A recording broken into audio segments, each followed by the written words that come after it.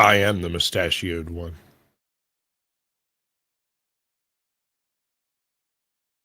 That's for MLH. Good evening, ladies. Got some things I got to do, and then the things are going to happen that we need to have happen. There you go.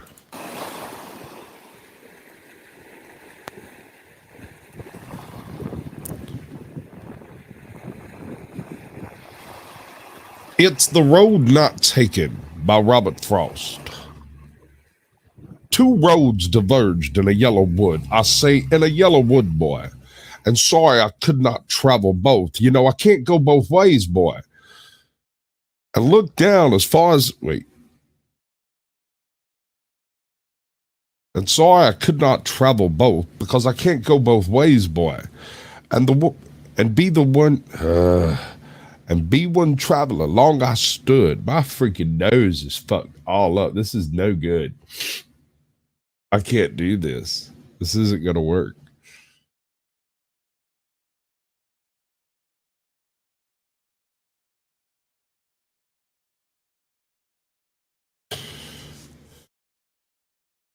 And be one traveler, boy, for long I stood.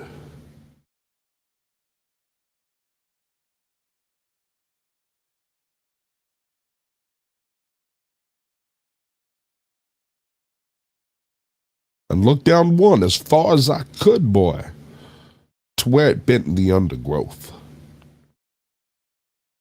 This isn't going great. I'm fucking dying. I sound like I've got a frog in my face.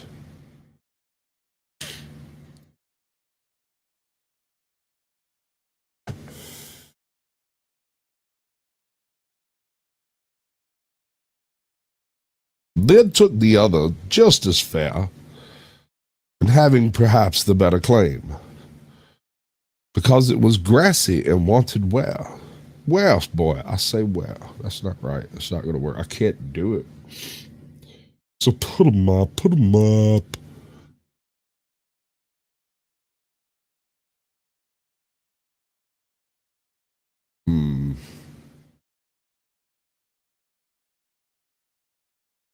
I've got way too much crap in my lungs to pull this off. You just do a reading. Maybe. The Road Not Taken by Robert Frost. Two roads diverged in a yellow wood, and sorry I could not travel both. Be one traveler long I stood, and looked down one as far as I could to where it bent in the undergrowth. Then took the other as just as fair, and having perhaps the better claim, because it was grassy and wanted wear, though as for that, the passing there. Though as for that, the passing there had worn them really about the same. Then took the other just as fair. Then took the others just as fair, and having perhaps the better claim, because it was grassy and wanted wear, though as for that, the passing there had worn them really about the same. And both that morning equally lay, in leaves no step had trodden black. Oh, I kept the first for another day, yet knowing how way leads on to way, I doubted if I should ever come back. I shall be telling this with a sigh, somewhere ages and ages hence. Two roads diverged in a wood, and I took the one less traveled by. That has made all the difference. Yes, that's about all I got. Thank you for listening. Probably helps if I turn my mic back on. Guess who we got backstage? She's not backstage anymore. She's. How you doing? Got to unmute yourself too. We're professionals. Yes. All right. So, do you want to go through chat right now? Or you want to wait until after Captain Curmudgeon has his opening to say? Let's do Captain Curmudgeon. All right, deuces.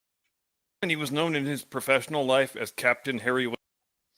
Back when he was known in his professional life as Captain Harry Wales of the Blues and Royals, the artist presently known as Prince Harry, Duke of Sussex, was probably the most popular member of the royal family.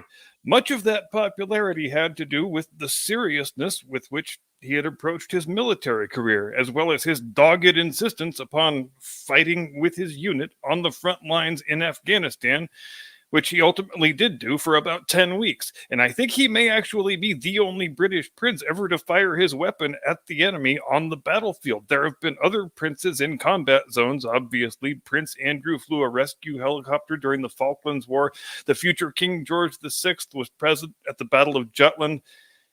And there have been others earlier than that, but never in a capacity where they would have been handling a rifle or a musket or anything but a sword. But Harry, that dude has fired real shots in anger, and that matters. That gave him a kind of public credibility that really can't be matched any other way. And the other thing that set him apart from his relatives and earned him a unique place in the hearts of the people was his willingness to thumb his nose at politically correct bullshit. Going to a costume party in the uniform of an SS Obersturmbannführer is a very bold move indeed. You have to not give a lot of fucks in order to pull a move like that. And yeah, when it happened, decorum demanded that everybody had to pretend they were offended and scandalized by the whole thing. But deep down, they were laughing because it was funny.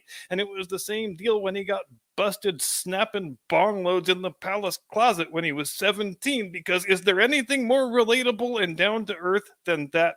Who among us, when we were that age, hasn't been caught partaking of the devil's cabbage? And when Harry's dad, the Prince of Wales as he was then, made him go to some stupid drug education diversion program, everybody felt for the kid. Like, oh, come on now, it's just a bit of reefer. Teach him to blow the smoke through a sheet of fabric softener and he won't get busted again. Well, you put all that stuff together and tie it up in a bow, and you've got a guy who should be a tremendous asset for the royal family. He has rendered honorable service to his country. He seems like a decent bloke, the kind of bloke you can picture yourself tipping a pint with down the pub. He's had many of the same struggles as other people of his generation.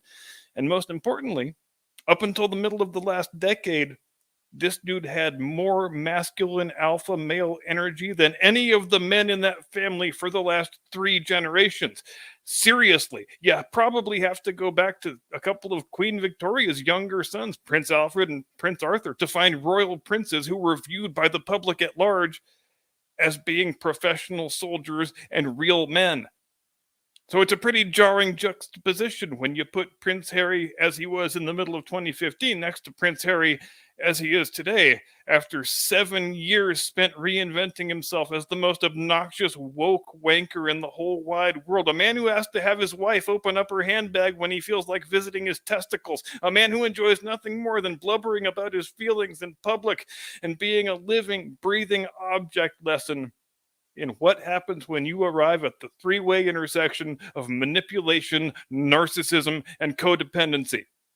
A man who said he wanted to swear off the royal life, but yet has no other source of income except slandering his family in exchange for 10-figure checks from Netflix, which that wasn't plan A, of course. Plan A was to take the name of his dukedom and turn it into a consumer brand, which is a very classy, dignified move indeed, to which the Queen said, yeah, that's not going to happen, kids. Negative there, big And Mo. I guess there's an argument to be had on which one of those things is sleazier and less dignified than the other, but it's a 20-minute program, so maybe we can find the answer before the time comes for me to command all of you to vacate my front garden. It's a British-themed episode, so we might as well speak British, right? Shuffle off of my front garden now! I say, but the thing that's worst of all, the thing that I bet was seen as the biggest gut punch in the family, was Harry's abandonment of the post of Captain General Royal Marines. When Prince Philip retired from his duties at the age of 97, his very last public engagement was to stand down as Captain General Royal Marines, which is a pretty good indication that it meant the most to him of all the titles he held, and he chose Harry to pass it on to, in large part because of the credibility he had earned with the military through his own active service.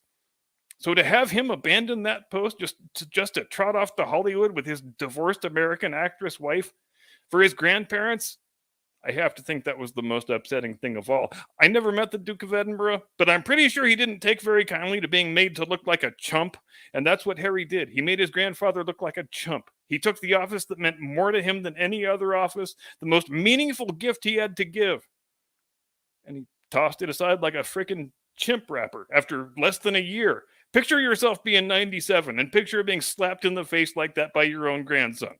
Picture how much that has to suck.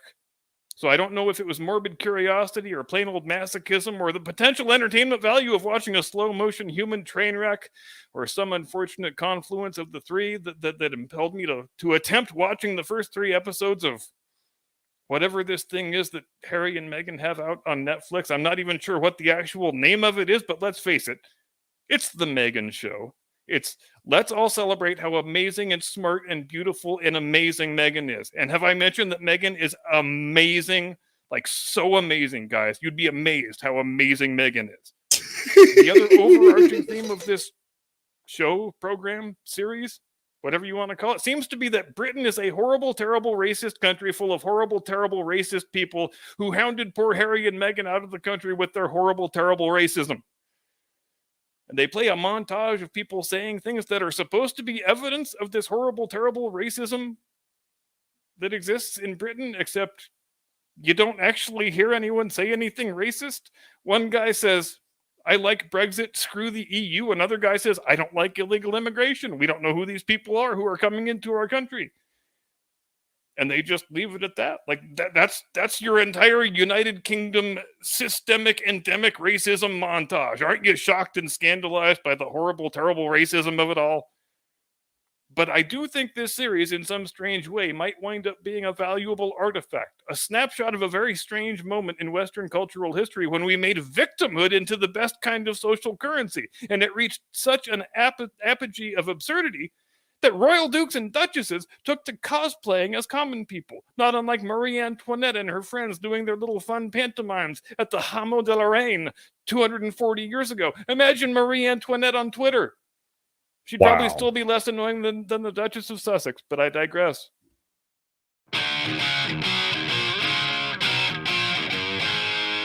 All right, that was the glorious tones of Captain Curmudgeon. That's what he thought. All right, before we get into this one, I want to go through and everybody is. How you doing there, honey? What? Nothing is working right. Matthew the King gets the gold. Workline gets the silver, and Andrew Langlois gets the bronze. Welcome. MVTV showed up right after that, and then they got rolled in. So both of y'all, welcome to the show, honey. Got the smoking auditor in here. John Denicola showed up. We've got Claiborne County Transparency in the house, and Captain Caveman.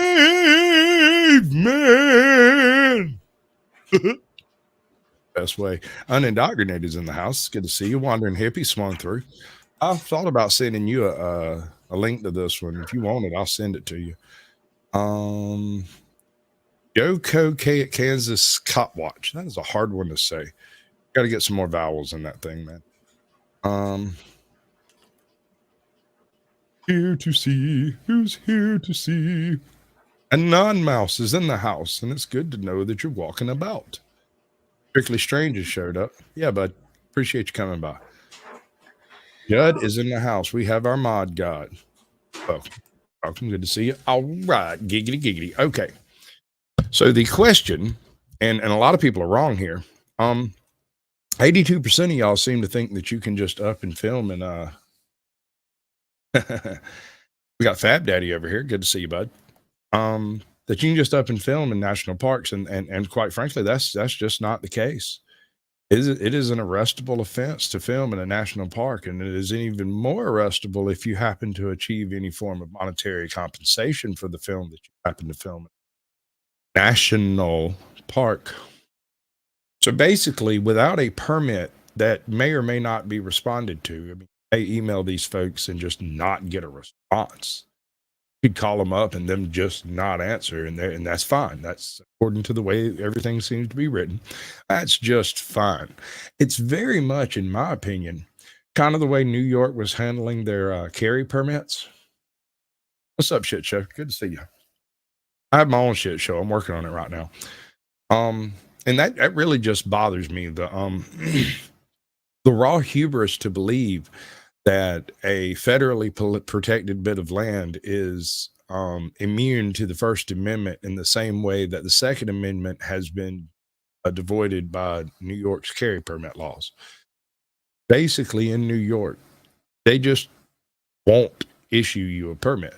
They just won't do it. They're just like, you have to file for a permit and it's fine. It's very similar to the way Nixon made marijuana illegal back in the day. He pretty much penciled it in as a Schedule I drug, but that wasn't legal, and so they made it so that it was a taxable product by making the tax stamp, the marijuana stamp tax, basically. And then they never issued any of the actual stamps to allow people to grow, and so thereby it was rendered a federally illegal product.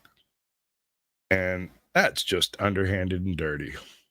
Hey, Jot, are you on 3 different panels right now? She's not even here. You're only on one. Good. I read lips and sign language. It's okay. I'll let it go this time. Probably next time too. Because you show up. Anyway. Oh yeah, no, it's absurd. There's no bike feet are allowed free in the glacier, as well as the Park Service liberally doesn't advertise it and have to.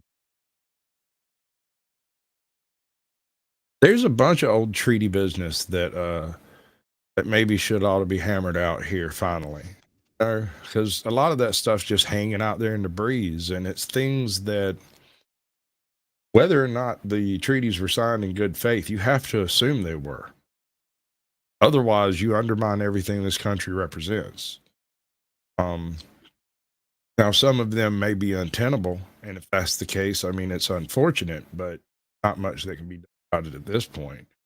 And if you attempt to do something about it, you will be divesting one of the most massive transfers of wealth. It's certainly in American history, but it would be downright detrimental.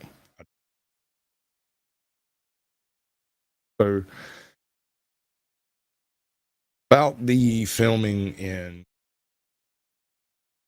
I've got all the links to all the channels I'm using here. And also trying to do this.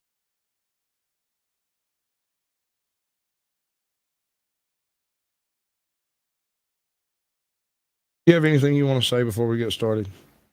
She left. She's gone. She abandoned me in my hour of need. There's nothing I could do. It's just ruined. Everything's horrible. I've had a lot of people ask me about this, the notion of filming in a national park. National Park Service, you go to their website, says you need a permit if you're going to film commercially in our park. Is that legal? So as an attorney, I'm going to tell you what the law is, not what's right, what's wrong, what my opinion is. I'm talking about what the law simply says. So you go to an attorney, say, what's the law?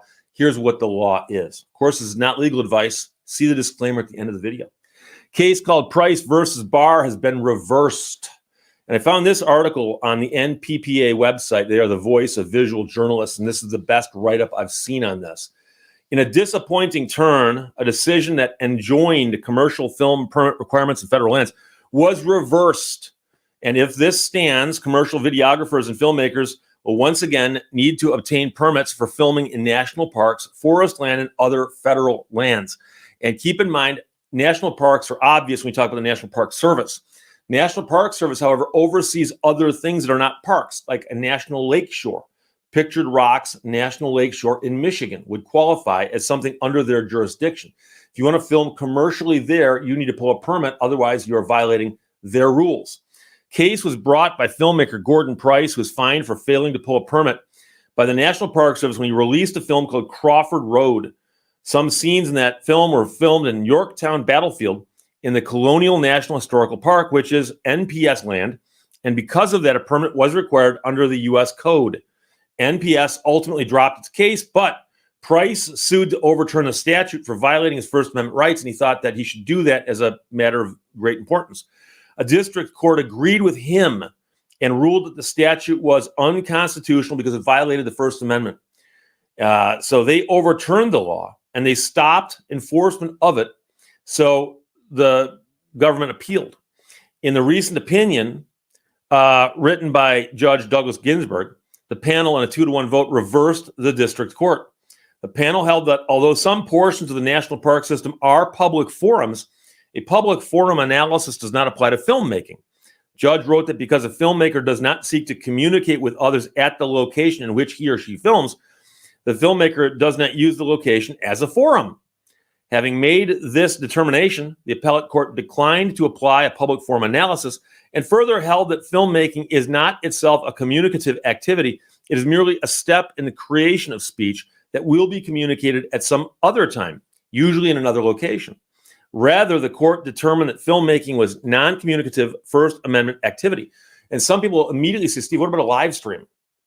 If I do a live stream in a national park, I'm communicating right now. And you know as well as I do, they're going to walk up and go, you're filming. Stop that if you don't have a permit. So they're ignoring the concept of live streaming. So that's one issue immediately. The second issue is this. All of this analysis is talking about free speech, free speech. What about free press, journalists? What about journalists? We'll talk about that in a second. So this man's attorney said, we are disappointed with the decision and disagree with it. And Mr. Price is currently considering his options. In a dissent, the judge wrote, a dissenting judge, by stripping public forum protection from filming, my colleagues, for the very first time, disaggregate speech creations and dissemination, thus degrading First Amendment protection for filming, photography, and other activities essential to free expression in today's world. He explained, my colleagues reimagined the public forum to protect the stumping politician, but not the silent photographer, to shield the shouting protester, but not the note-taking reporter. These distinctions find no basis in First Amendment jurisprudence. It makes no more sense to exclude certain types of speech from public forums than it does to police which squirrels may enter a conservation easement. Judge explained that public forum analysis should depend on the forum, not on the type of expressive activity that takes place within the forum. He added, by stripping filming of the protections afforded to expression in public forums, the court puts us in direct conflict with other circuits and leaves important expressive activities unprotected in places where the First Amendment's guarantee of free speech should be at its apex. Now, NPPA, the group that wrote this brief here, this article, agrees with that judge. And they had filed amicus briefs at the trial court and on appeal. The notion that the act of filmmaking is not expressive speech merely because it is a step in the process threatens free speech and goes against overwhelming authority that provides protection for free expression at every step of the process. And as another court recently ruled, video recording is unambiguously speech creation, not mere conduct. The creation of speech did not warrant protection under the First Amendment. The government could bypass the Constitution by simply proceeding upstream and damning the source of speech. So let's go back. Exactly. That's the primary problem with any interpretation of any type of speech, be it verboten, even hateful and disapproving speech, even critical. And this is a country where you can specifically stand up in front of your politicians and tell them they suck. Perfectly legal. Nothing wrong with it. You don't have to like them. You don't have to agree with them. And you don't have to do any of that in order to have your free speech. You can use time equally to talk about the walrus and the carpenter. Matter, but you can. So I was having a conversation with a guy this weekend, and he was going off about how we need hate speech laws to take care of all the hate speech that's taking place online. And while we were sitting there talking, he was going off about yelling fire in a burning building and AOC receiving death threats, both of which are already at least abbreviated, if not outright illegal. I guess not yelling fire in a burning building, that's perfectly fine. Yelling fire in a theater to cause unrest is disorderly conduct. That is. Anyway, Yeah, don't get me started on civil asset forfeiture. We're going to do a whole other show on that shit. That's retarded.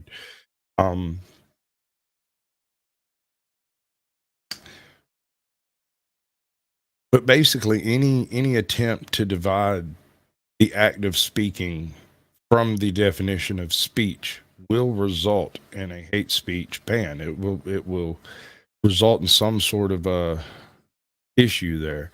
And he was going off about how, you know, we need to stop this speech and that speech and this other speech. And while he was talking, I reached over and picked up one of the kids' dolls.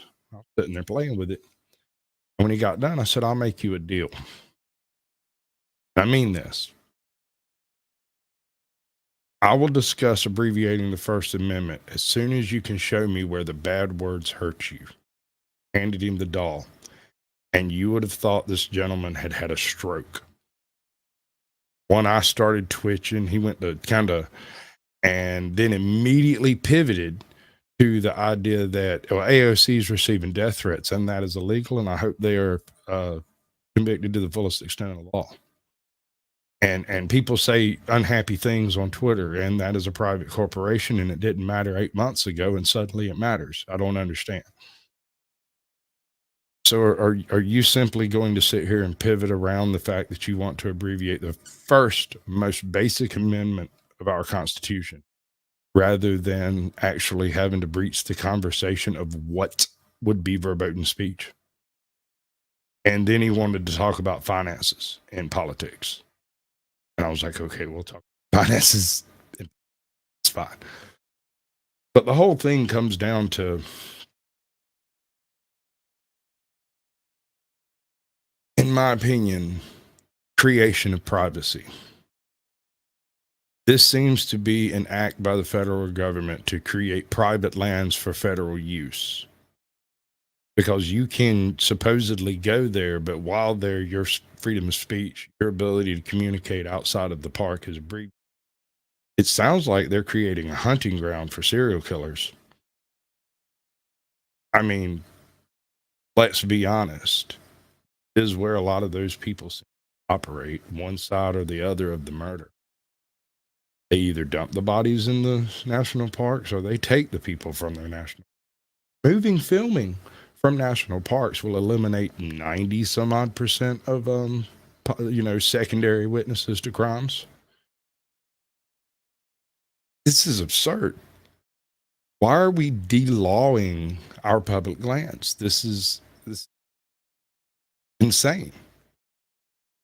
Yeah, right. Missing 411. You can't tell me that some of them folks aren't a byproduct of serial killers operating completely undetected in our National Park Service. Not necessarily in the service, but in the National Park system. I mean, and I'm speaking hypothetically here, totally not a plan or anything.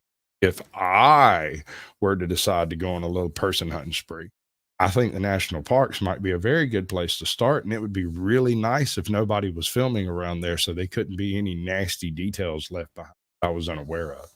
No game cameras, no nosy tourists wandering around with cameras because it's illegal. Now, granted, he did say commercial filming. Here's the problem. If you film something while you're on vacation, can you swear that you are not going to upload it to YouTube later to share with your friends? And if you do upload it to YouTube later, and you did happen to catch something interesting that maybe you didn't notice when you uploaded it, and it goes viral through no effort of your own, simply uploaded a video that had, a funny looking cow in it or something, and viral happens. And suddenly you're monetized. Does that put you in violation of this law because you've happened by coincidence to have made money from footage filmed in a national park? And furthermore, can they come for your footage based on that fact? This gets way, way off into the woods, into places that nobody should ever have to consider. You shouldn't have your door kicked in because you went on vacation to a national park and did everything as legally as you knew how, but decided to film a short while you were there. Let me take this question further. Okay, so it's illegal to film in public in a national park. What's up, Nerd Guru? Good to see you. If it's illegal to film in public in a national park, if I take a recreational vehicle and park it on national park lands where it is legal to do so with the proper permitting and everything, and then I film a live stream inside that vehicle, am I violating their permit rules? Too gray, it's too fuzzy. There's no real answer to any of this stuff, because this is a question that has never been raised, because of course the First Amendment applies to a national park. It's a national park. Only one or two judges on this panel were like, oh no, actually, because you're not directly speaking to an audience, you're not actually communicating. Well, I guarantee you that's a flying pile of trash pandas right there, buddy. That's bullshit. That shit will never stand in a court. Not on appeal. Can't be. Now, part of this has to do with the fact that the National Park Service also watches over monuments and whatnot. In some cases, monuments are actually closed forums. They're trying to take the closed forum of the unknown soldier and make it into a closed forum of the National Park Service, which would, by the way, what is it, like 1/6 of America's wild lands are actually inside the national parks, and therefore 1/6 of our continental control would be eliminated from the First Amendment. That's disturbing. That hurts my brain to think about. It makes my heart hurt. It makes me think that we might be living in one of the timelines where Charlie Manson was right. And I don't want Charlie Manson to be right. Charlie Manson cannot be right. That man was crazy. He was evil, and he was a bad person.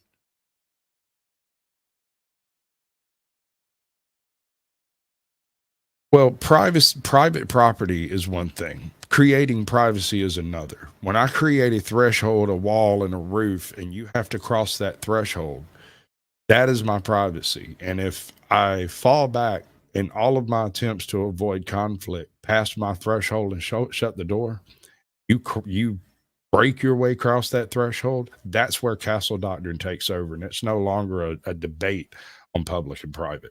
If I lock my home's door, I'm in private. And you can take the public private question as a straw man, because it comes down to where you're standing and what you own. If you're renting a place, you have certain rights versus owning a place with more rights.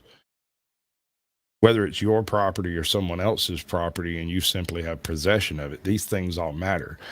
Like, for instance, I can't go to a friend of mine's house, something go down, and pull my pistol and defend someone else. However, if while I'm there, they're like, hey, look, if this dude starts some trash, do something about it.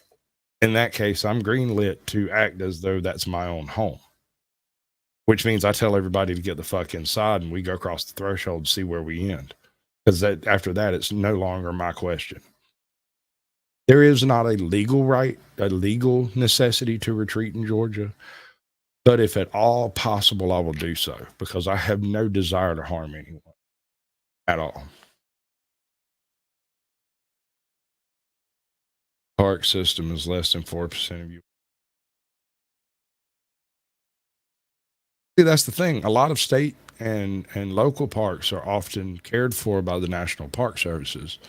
And because of that, this blanket ban on filming would also apply to the parks all of the parks that are,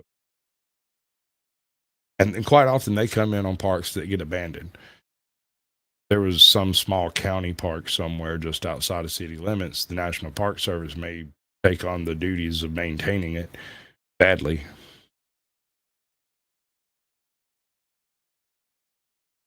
Man, I don't want him to be right, though. No, he was a fucking nut job. Do you ever read Helter Skelter? Dude, that man would start raving batshit crazy and looked exactly like a modern Democrat. It blows my mind how progressive his thought. He was not on the receiving end of these thoughts. He was on the progressive end of these thoughts. He was trying to do was initiate the race war that the PRT people over here seem to be absolutely cuddling up to. The idea of a race-based civil war just seems to tickle their pickle. Quite frankly, I'm not going to have it. I mean, I don't have to participate in their delusions, and I can continue being as rational as I need to be in order to get okay. Now, when other people start becoming irrational, I make rational decisions. If you kick in my door, that doesn't happen twice under any circumstance. Whether it's because you leave peacefully or in a pine box, I do not have a shit to give on that end. That's your decision, not mine. I merely keep my family safe. That's the best I can do. That's the best you can do, any of us. Anyway. All right, we're going to get to that one at the end of this. All right, so this is like a really, really ridiculously long video. It's 2 hours, it's almost 2 hours long, and it's in depth. It's Wendy Goon's look at the lost books of the Bible. Now, right, love goat lunacy, that's right. Sounds like you're trying to cuss, C4T. Malibu Canyon, Hollywood cult, love goat lunacy. It's good stuff. Might have to use that for one of my intros. That's awesome. That's good stuff. Anyway, this one's like 2 hours long, and we'll get to it at the end of the show, because once we start on that, I was kind of hoping Untethered Live might show up in chat. I get him to try to peel some of this apart, because some of this I've read and some of it I haven't. Here's my second question. In this poll, come on, don't freak out until we finish the show. Go absolutely nuts as soon as the show is over. Go completely ham. It's fine.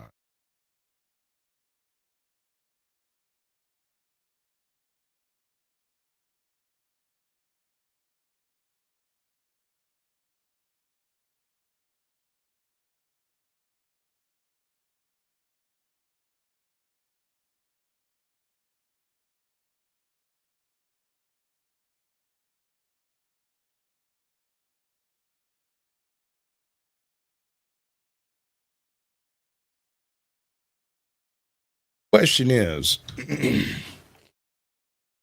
your undies. I think you might be chatting in the wrong chat there, sweetest. Very confused. Oh yeah, it does say me undies. I don't know why. There may be a do we have any Harry Potter fans in the? Because this is a good one. This is one that I sat and had a long conversation with several people about, because I don't buy it.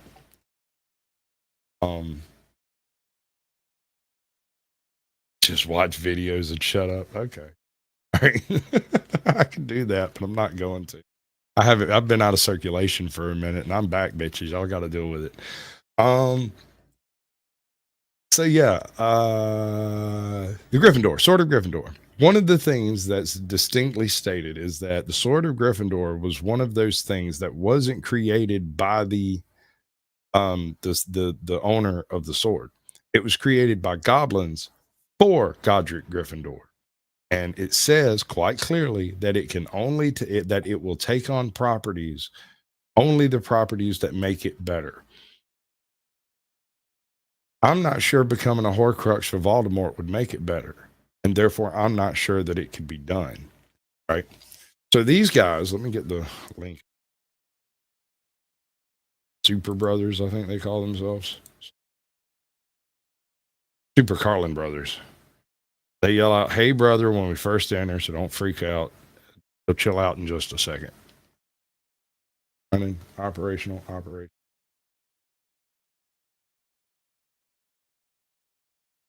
Today's video is brought to you by MeUndies. MeUndies! Hey, brother! One of our favorite theories over here at Super Carlin Brothers is the idea that when Voldemort was going to kill Harry, he was also carrying with him the Sword of Gryffindor, the last item that he intended to turn into a Horcrux. We've actually made an entire video about that particular idea, so if you want to go and check that out, the video is right here, but otherwise, here are the cliff notes. Obviously, he had already converted 3 relics from the 3 other founders of Hogwarts into Horcruxes. That would be the cup, the locket, and the diadem. And we know that he had to bring something with him the night that he went to kill Harry. Plus, we know that Peter Pettigrew became the secret keeper for the Potters before Harry's first birthday, which was in July. And yet, for some unexplained reason, Voldemort doesn't attack until October?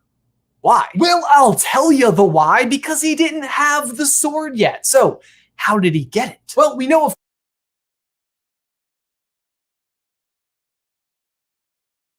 All right. So Voldemort had to be the one to split his own soul through the murdering of an innocent. It doesn't split the innocent soul into a Horcrux. It splits his own multiple times for 6 or 7 different Horcruxes. His own soul is cleaved, smaller and smaller each time. That's made fairly clear if in the books. If you're not a book, I mean, the movies isn't quite so clear. They kind of say it, but it's not made evident. But books, it's made really clear that it's Voldemort's soul that's being broken. Although I don't think the Sword of Gryffindor would actually take his soul, because it would not make it better or stronger. It may make it more magical, but that's not necessarily stronger, because it would also give it a weakness to certain types of. Got your Horcrux right here. All right, I was at the back. Of course, that the Sword of Gryffindor will appear to any Gryffindor that is in need. And we know that Molly Weasley's 2 brothers, Fabian and Gideon Pruitt, were Gryffindors who were fighting and killed by Death Eaters. It seems likely to me that the sword would have presented itself to them, but maybe it wasn't enough to turn the tables and allow them to win the fight. Also, That's also covered in the books. In order to create a Horcrux, you have to be willing to not only split your own soul and reduce your own essence in your body, but also it takes a complete lack of remorse. You can't be an innocent soul and make a Horcrux. In most cases, it takes murder in the first degree, cold, calculated, premeditated murder. And in the most powerful Horcrux cases, it takes the cold, calculated, premeditated murder of an innocent, which if you tried to do with the Sword of Gryffindor, I'm not sure it would do it. Because I want to reiterate, it was not made by Godric Gryffindor. He didn't go and create this thing. Goblins worked it over. No, this was created by goblin magic and goblin skill for him as a gift for solving some problems the goblins had. Because he was such a brave and noble person that they felt he should have a weapon that befit him. So they gave him one that fitted his personality specifically. So not only could you not split an innocent soul, an innocent couldn't split his own soul and remain innocent. It can't. Also, the Sword of Gryffindor doesn't do like shady shit. It takes the essence of that it was created for. Part of the nature of goblin magic is that more than a wizard's magic. Wizards are badass. Goblins do it naturally, though. They don't have to learn it. Potterites, oh my God. I'm going to create a fight. Not for nothing, but if Voldemort actually knows how the sword presents itself, then it wouldn't surprise me if he would have assigned Death Eaters a task that might have specifically drawn it out. I can't prove that theory one way or another, but either way, I still firmly believe that it was his intent to convert the Sword of Gryffindor into the final Horcrux. The real question is, though, had he successfully killed Harry, would the Sword of Gryffindor accepted this responsibility? Could the Sword of Gryffindor be a Horcrux? Hey, brother! Guys, before we dive on in, we need to give a huge thank you to today's sponsor, MeUndies. Wish I was sponsored. Let's talk That'd be cool as fuck. underbritches for a second, you guys. Here's the Underbritches. cue. Does it feel like you're sitting on a cloud right now? No? Well, boy, oh boy, do I have the thing for you guys today, because MeUndies offers sustainable, breathable, and super soft underbritches.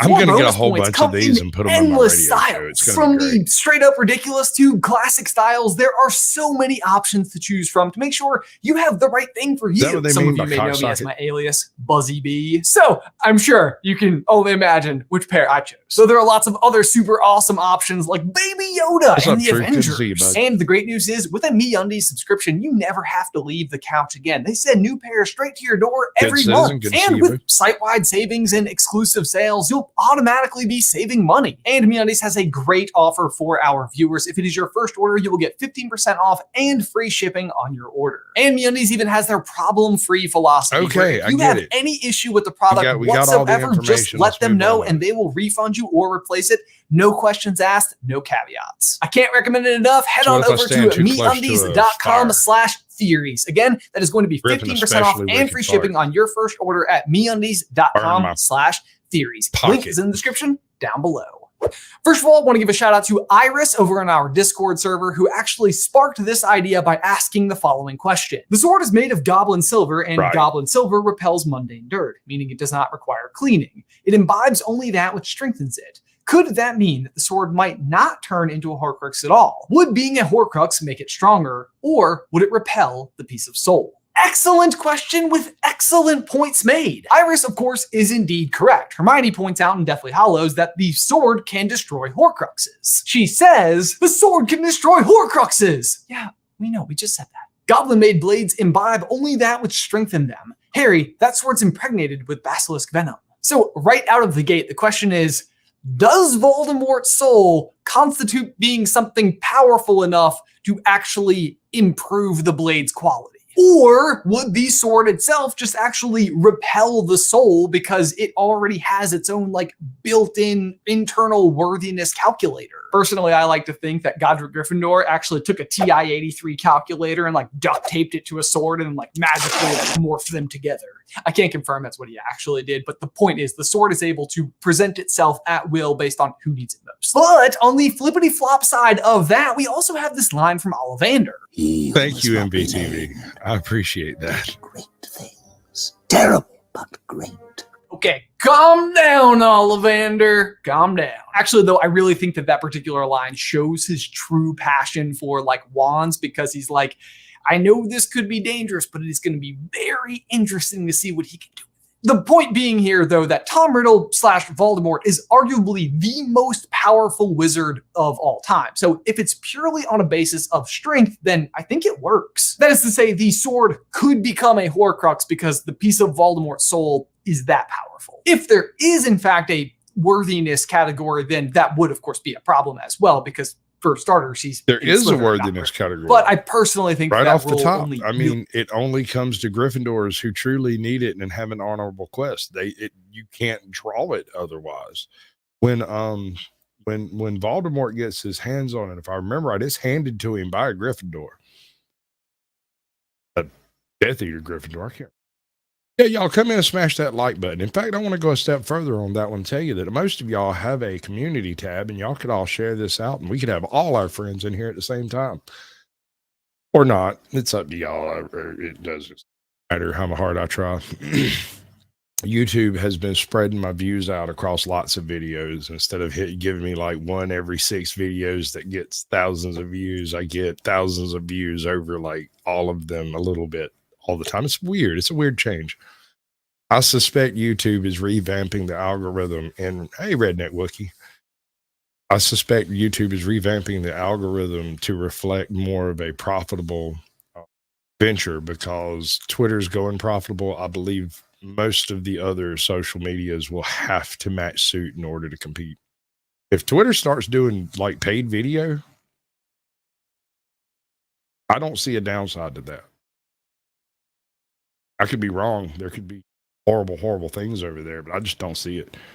I believe that if at this point, if you made an agreement with Twitter for some type of funding to take place for the creation of content, that they would honor that agreement to the letter. Whereas previously, if you did something for Twitter and they decided not to pay you, there wasn't a whole lot they could do that you could do about it. They'd just find some errant bit of the contract you signed that said they. Hey, South Alabama Gumps Mid-Journey. Jesus monkeys. South Alabama Gumps Mid-Journey. All right, South Alabama. Welcome to the show. The Lurker. Good Citizen Media.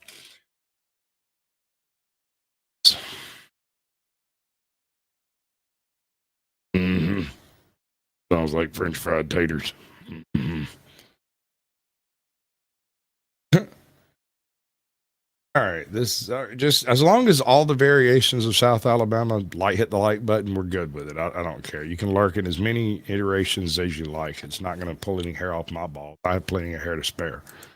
Really applies to who it can appear to. Because on that particular note, the sword goes right on ahead with accepting the basilisk's venom, which literally was Slytherin's monster. Again, terrible but great power from Slytherin's literal pet. Pretty on Gryffindor, if you ask me. Although my personal headcanon is that all of the original Hogwarts founders actually loved the basilisk, but Slytherin put a Fidelius charm on the Chamber of Secrets, which is how everybody actually knows that there is a monster and that there is a hidden basement, but nobody can find it. Also, if anyone knows anybody at Warner Brothers so we can write a founder series, just give us a call. We're here. Anyway, my point is that the sword seems to take no issue whatsoever with the idea of taking in something that is super powerful and dangerous because it technically makes it stronger. So yes, I do believe that the Sword of Gryffindor could have become a Horcrux because Voldemort is that powerful. But here's where things get kind of tricky, because if the Sword of Gryffindor was already a Horcrux, then when Harry stabs it into the basilisk and it imbibes the basilisk's venom, would that venom then destroy the Horcrux itself? Because, as we know, basilisk venom is one of the very few things that is capable of destroying a Horcrux because of its highly destructive powers. So, you would think,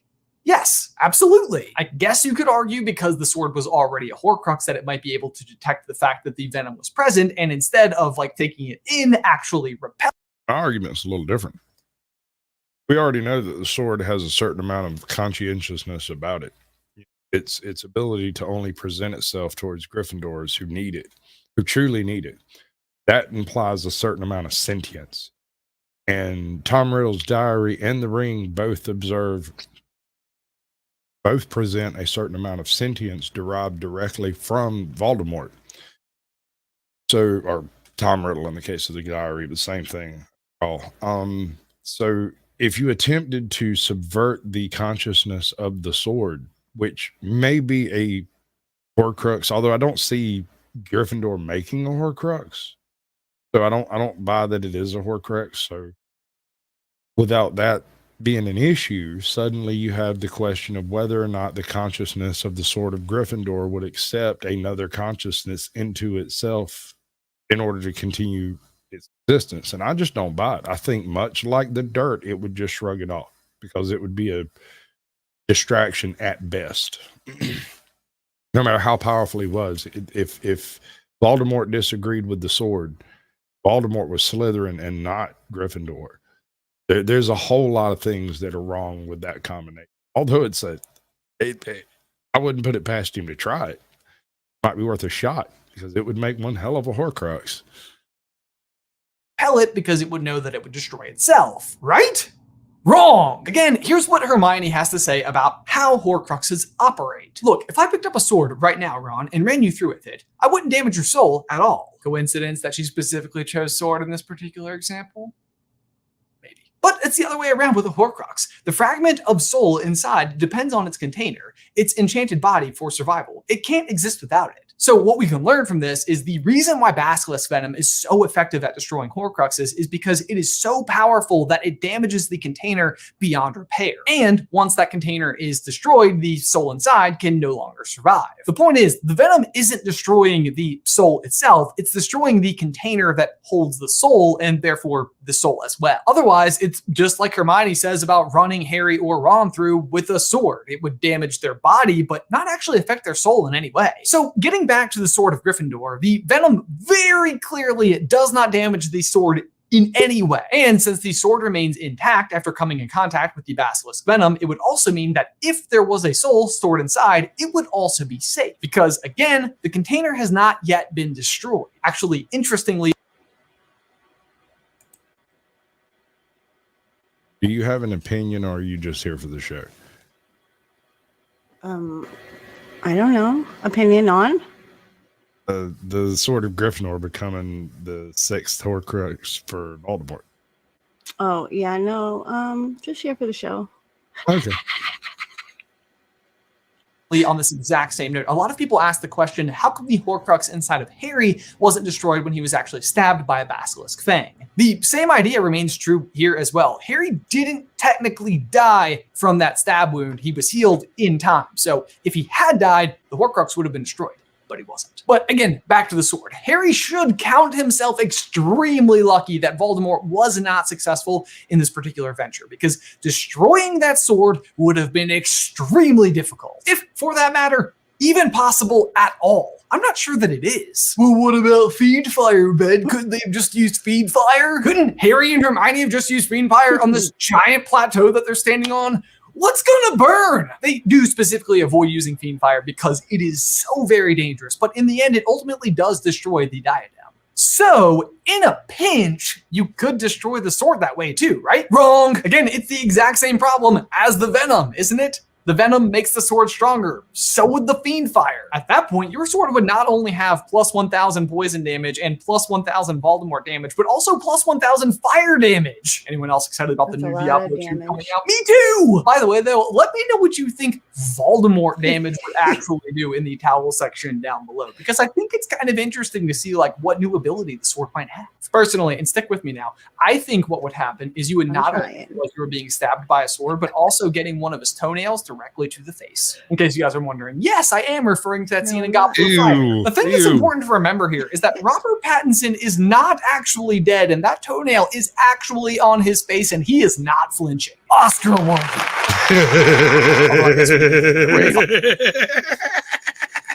I hadn't thought about that, but he's got a point. Look at that again. Let's go for the instant replay. Remember here is that Robert Pattinson is not actually dead, and that toenail is actually on his face, and he is not flinching. Oscar award. Ew. Absolutely. Look at that Absolutely. foot. That is nasty. Yeah, no, that man. I'm pretty sure this is the same dude that played Darth Maul. Yeah. Oh yeah, no, dude. He has an entire Reddit thread over there where they cook up different Harry Potter stuff. He has some magnificent videos that really put the old thinking box on display. Like super deep dives into actual like both book lore and movie lore and where they differ in some cases. Real neat. Although I guess when you consider the Ring. finds actually looks like this, it's not as bad. Take back the Oscar. Unless they use the foot stunt double. Man, I'm torn on this one. All right, here's the deal. Bob, if you do good in Batman, we'll give you the Oscar back. That's the deal. I should really move on. Okay, so the sword. Basilisk Venom doesn't work on it. Fiend Fire wouldn't work on it. How could Harry have destroyed this thing? Is Avada Kedavra in play? I mean, after all, that's literally what Voldemort himself uses on Harry to destroy the Horcrux inside of Harry. Avada Kedavra! I mean, that's gotta be it, right? It's the only other way that we see a Horcrux destroyed in the books at all. And yet, I don't think Hey, that would Yankee, work welcome to the either. show, Actually, bud. on that note, I always wondered why You Harry, too, Ron, and Redneck Hermione Wookie. never even tried it on the locket when they were suffering with it so badly. I always kind of attributed it to like an internalized like nobility that was in play here. Like that was a line they weren't going to cross. But like apparently every other thing inside of this video, I don't think that really holds up either.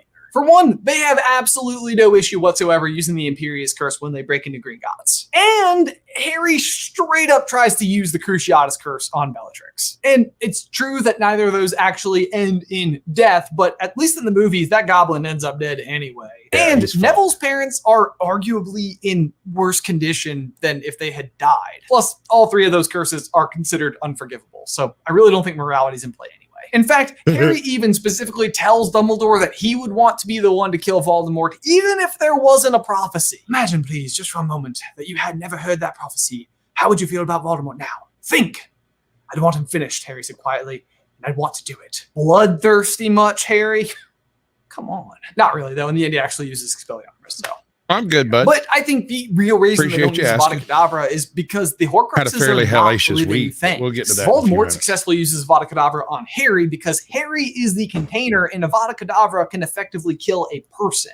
And as such, destroys the container holding the Horcrux. The same would probably be true for Nagini as well. Also, the movies, I get it. They show a whole bunch of curses just like glancing off of Nagini, but in the books, she's inside of the protective bubble. So I think she was very much subject to being damaged. But the rest of the Horcruxes are just objects, and you can't kill objects. The sword is honestly a pretty foolproof Horcrux idea. It really can't be destroyed by just about anything because anything dangerous enough to destroy it, it can just absorb its power. I actually can't think of a single magical way that it could be destroyed. I guess you could like physically break it, like put the sword across a fulcrum and drop a couple of tons on both sides and like snap it in half, but even then, I'm not sure the soul would be destroyed. The only explanation we could think of over here to destroy the sword crux was for Harry to literally throw it through the veil. Just let the literal wall of death do the killing.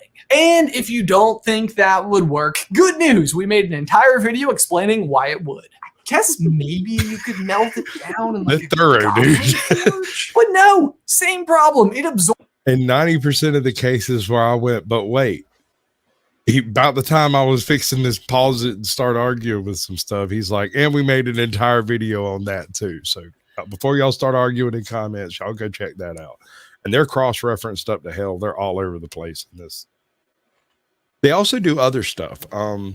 They did deep dives into Avatar. They did deep dives into all kinds of Pixar stuff. There is an hour and something long video on all the Pixar theories. Are you not familiar with the Pixar theories? Yes.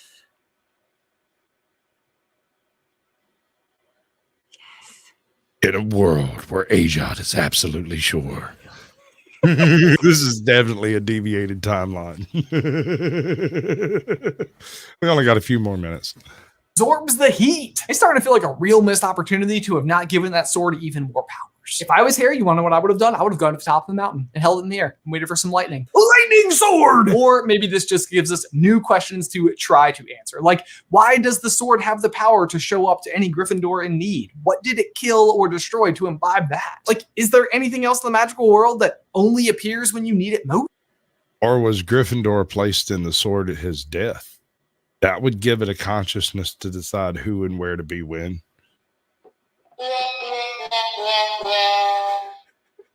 Yo, mama! I guess Fox shows up when Harry needs him most. Guys, for my question of the day, what other things could the Sword of Gryffindor destroy and then have the power of? Let us know in the towel section down below. Otherwise, So, nothing. the towel section. What did you ask?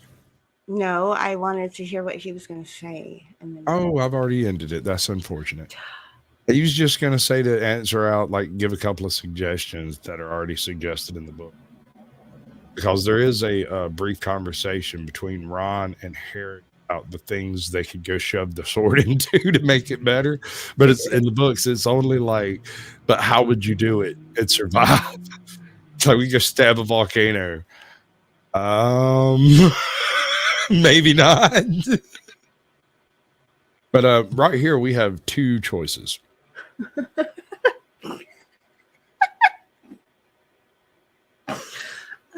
Yeah, I'm here. What else do you want? Stop asking me questions. I don't recall. I wasn't listening.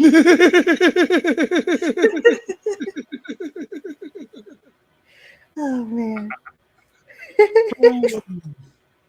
Oh. All right, so I shot this video over to Untethered Live. But it's a really, really long one, and I'm probably not going to be able to cover all of this tonight because it's 2 hours long and it's long in its own right.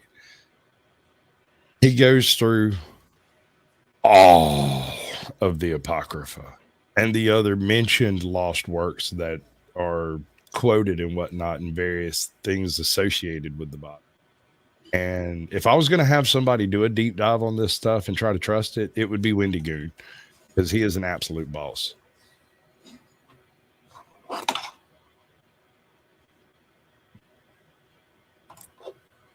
The thing does when I do.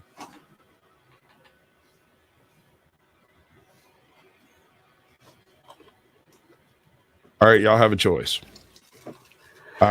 Do we really? I can do. Yeah, no, I'll give you a choice. So you don't get a choice, but the chat gets a little bit of a choice. Actually, I'll give you a little bit of a choice. It's okay. We can have us a couple of minutes of intermission, go get drinks and bathrooms, cigarettes, smoke them if you got them, that type of stuff. Or I can play this and walk away. personally, You're gonna play it personally, and we're walking away. Is that what you said? well, I mean, I gotta go pee. So it looks like Okay. we're doing one of So these obviously things. do an intermission. Yeah, let's go. I ain't the first with the curse, with the burst that I wanna be better, not worse, man, it hurts. I'm on this earth with my words and I put them all together, insert, cause I wanna have worth. Working hella hard till they put me in the dirt. Gonna go far, man, listen to my words. Gonna be a star, man, life's like a blur. When you're working this hard till you get what you deserve. Yeah, I ain't taking a backseat, I'm passing anybody else who is rapping. I'm nasty, ain't nobody able to catch me. They gasping, they cannot compare, they can't match me. I'm at half speed, I got your girl and she laughing and dancing, hanging on my butt, she asking to crash with me, smash with me, she savage, she wants cash money, and she knows that I live lavishly. I wanna live, I'm cold inside, give all I have just to feel alive. I fight to live, I fight to strive, one day I'll have what I want. I want the whole world in the palm of my hand, I got a plan, I'm the man, now I'm teaching the game, a veteran, better than anybody else who tests me. I'm ready, looking at my hand and it's steady. I'm trending, ascending and blending, lyrical bending. Now I'm spreading and getting my name out now. Yeah, they hearing me laugh, all the crowds repping the sound. I'm hitting the ground, running up and coming, ain't nothing. Yeah, rookie of the year, I'ma keep it 100. Cold-blooded, no budget, from nothing to something. I ain't bluffing, I got a full hand and a full plan. I ain't gonna stop till I'm at the top, man. Every single drop got me feeling awesome. I'm about to pop, started from the bottom, yeah. I wanna live, I'm cold inside, give all I have just to feel alive. I fight to live, I fight. And walks out to go take a pee, and all of my guests run away. Where y'all go, man? All I want to do is do a little something. Geared up for the rest of this. All right, so Harry Potter is a Horcrux. And in theory, Nagini the big snake, the freaking cup of a Hufflepuff, diadem, diary, the ring, and there's another one, a pendant, a locket, something like that. I can't remember. Something like that. Anyway, there's like 6. And the idea was that he was going to try to create a 7th Horcrux. Keep in mind that each one of these splittings requires a more heinous act to create. So he could have. I don't speak emoji, dude. Birdsy. No, you don't get a choice because clock is ticking. But you can choose, y'all can choose which way we go over here. We're currently at 50-50, so tossing a few decisions.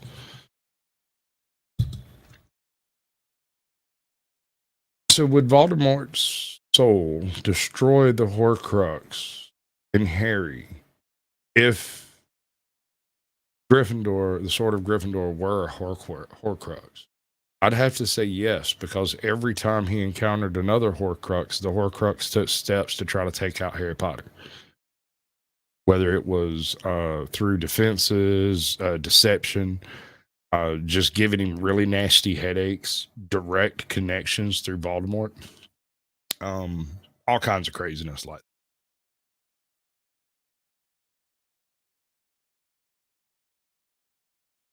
See it.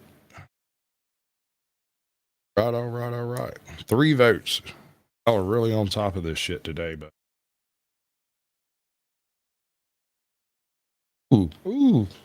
Are you gonna freak out on me? You just gonna go all ham? It's real funny when it goes ham like that.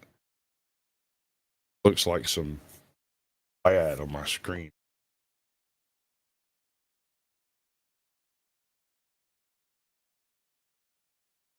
Exactly.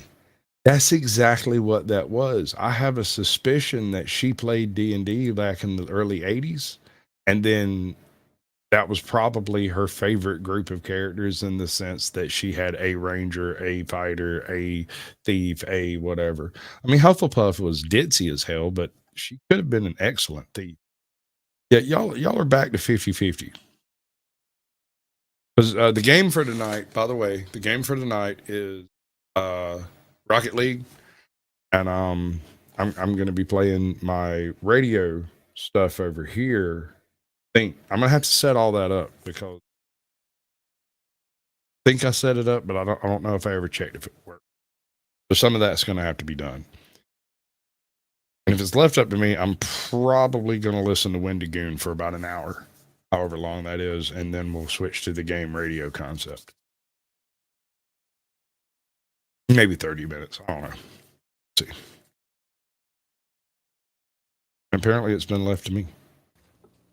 So, y'all ready to get sacrilegious? Damn That is right. because today we are going to be talking about the lost books of the Bible. Also, how do you all like the get up? I thought it might help my case when the evangelicals come for me. Now, for those who may be unaware, the Bible is not a single person's account of historical events. Instead, it's a compilation of several different accounts taken by people throughout history who either witnessed the events firsthand Well, I'm going to or play the had game. events told to them. I can watch The it. events depicted within the Bible span for thousands of years, and the book itself contains 66 different accounts. Well, 66 going by the Protestant Bible, 73 going by the Catholic Bible, and depending on which branch of Orthodox, up to 81 in the Orthodox Bible. But we'll talk about all that in a minute. Now, as you could probably imagine, whenever the most famous book in human history was being compiled, there was a lot of content that didn't make the cut. Now, throughout this video, I'm going to talk about why they didn't make the cut, but throughout history, there's been literally hundreds of different accounts, records, and letters that have either been considered scripture at one point, or at one point were being considered for scripture. And while I would have no problem making a 7-hour video talking about all, I think like 240 of them, I had to stop this video at some point. So today we're going to be looking at 24. We're going to go through the stories and content of these 24 missing books of the Bible and talk about why they never made it into the Christian canon. Or in some cases, as we're going to see, were actually removed from the Christian canon.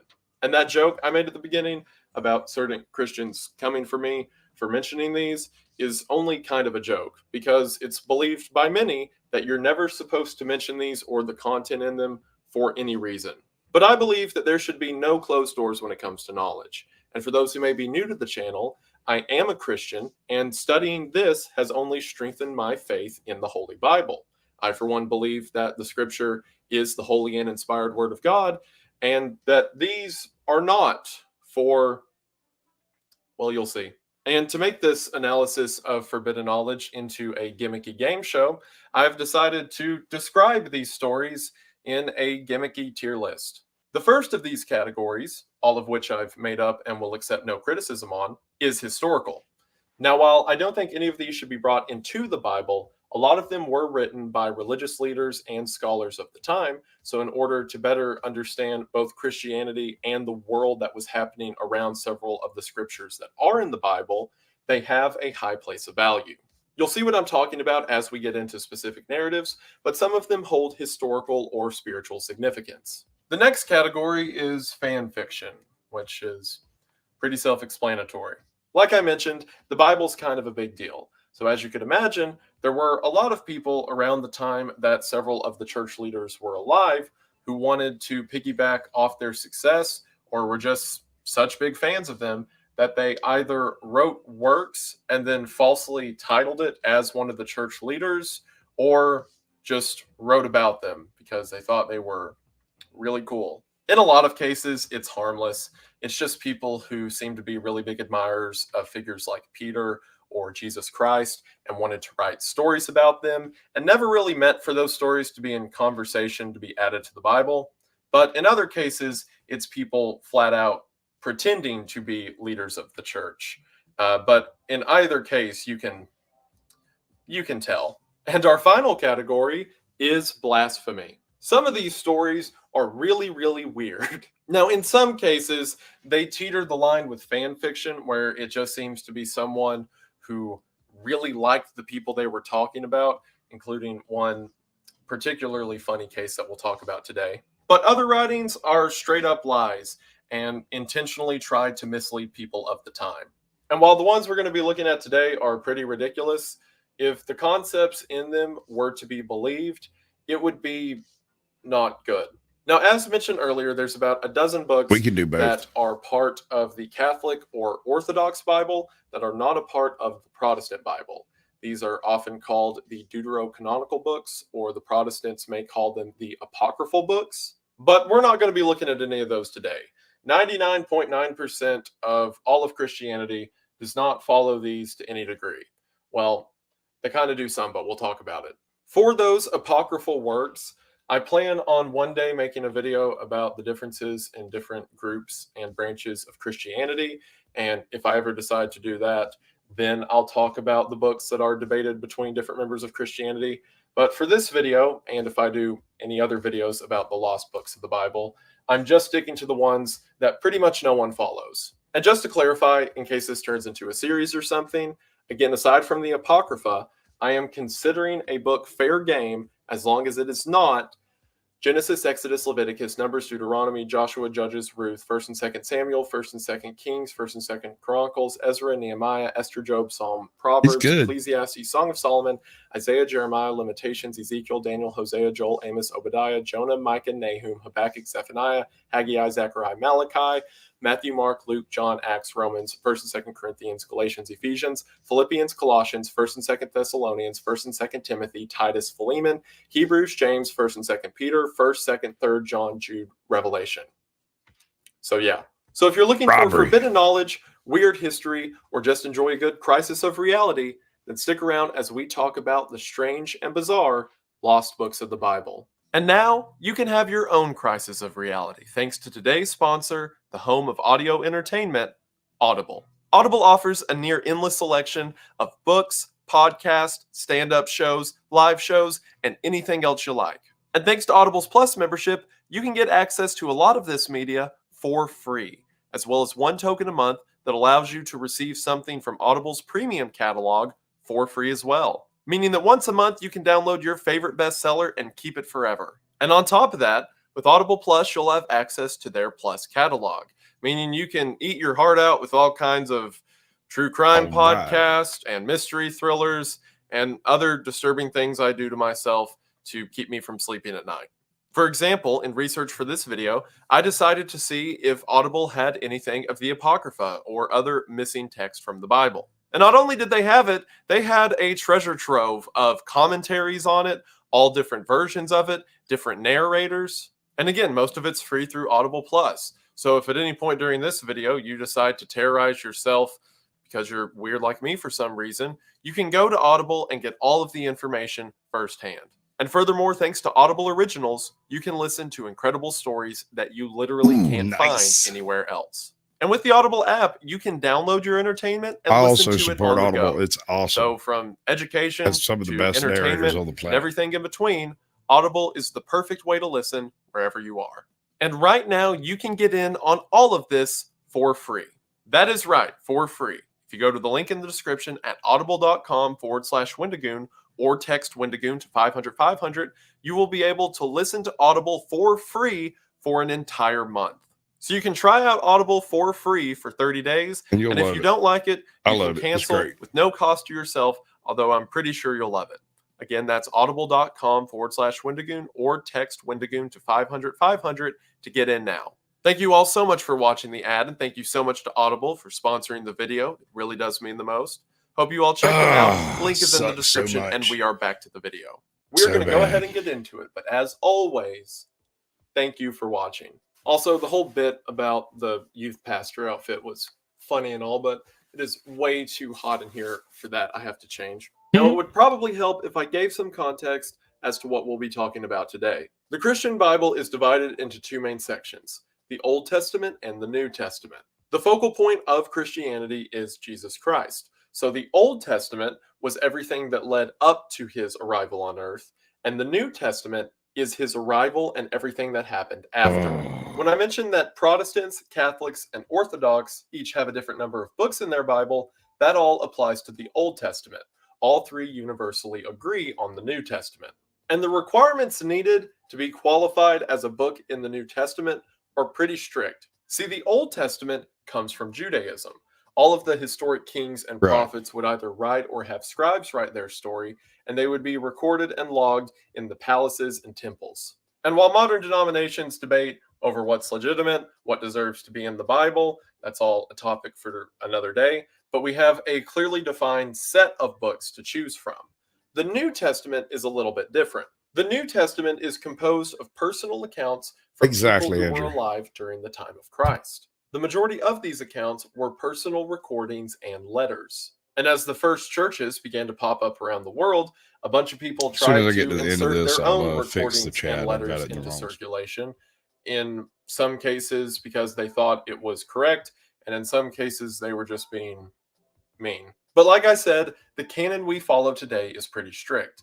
As a matter of fact, as opposed to the Old Testament that was written by dozens of kings, scribes, and prophets, the New Testament in the modern Christian canon only has 8 authors. Those 8 authors are Matthew, Mark, Luke, and John, 4 of the disciples who lived with Jesus and each gave an account of his life, and a couple of them went on to write other books as well. 2 of Jesus's brothers, James and Jude, who were also disciples, and again, probably a pretty good authority on the life of Christ. Peter, again, another one of the disciples, who Jesus told before he left earth that Peter was to be the foundation of the church moving forward. And Paul.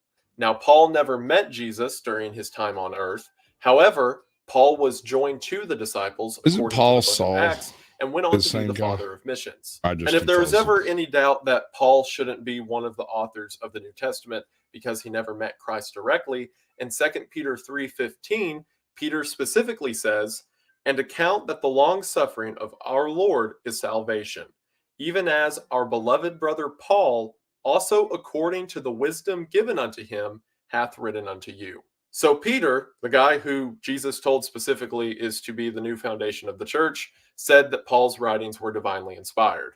So again, they all have a pretty high bar for entry. Yay, we All of the winded. books in the New Testament have an explicit author, I'm flying away. except for the book of Hebrews.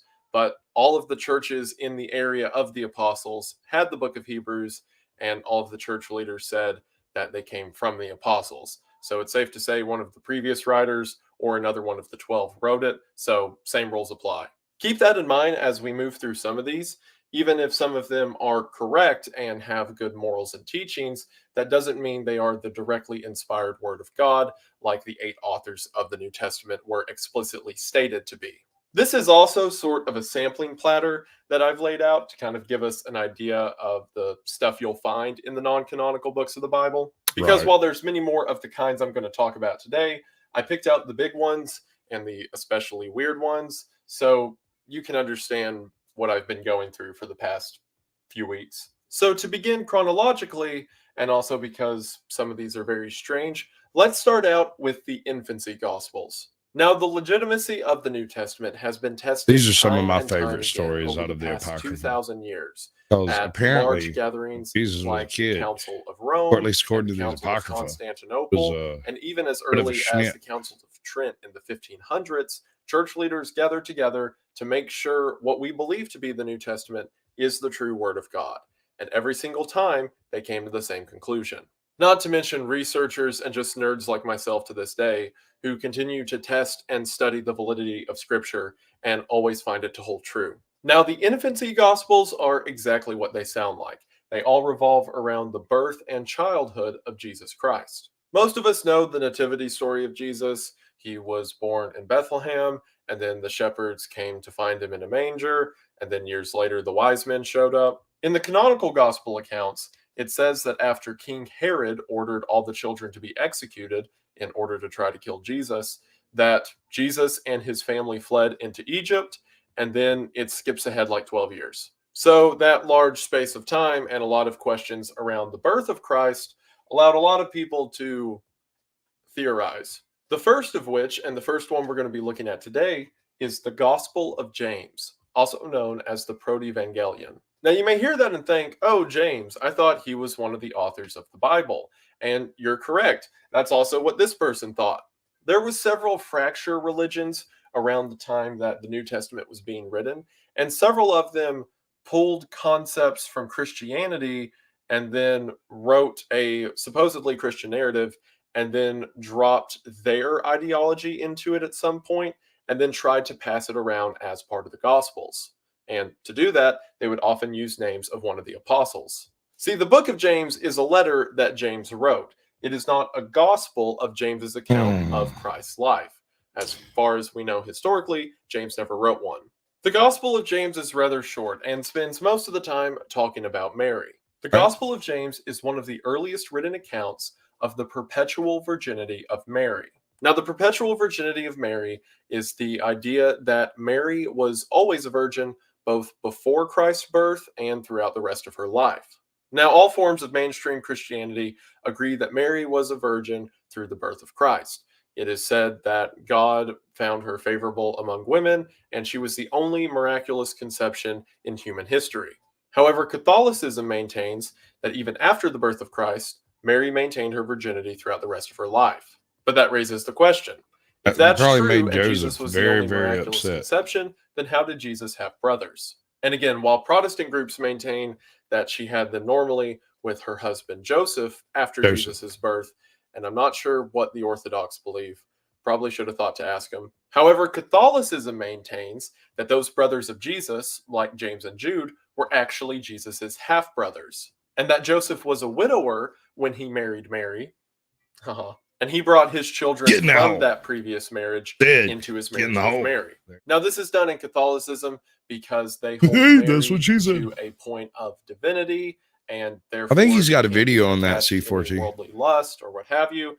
But why does any of that matter right now? Well, that's because this Gospel of James has some very strange ideas to prove this perpetual virginity. And if you're not familiar with the Bible, and at any point you're hearing this and think, wow, that's gross and distasteful. Oh, he's just killing us. Nothing close to this is in the Bible. It's just these freaks. So in the Gospel of James, it starts out kind of normal.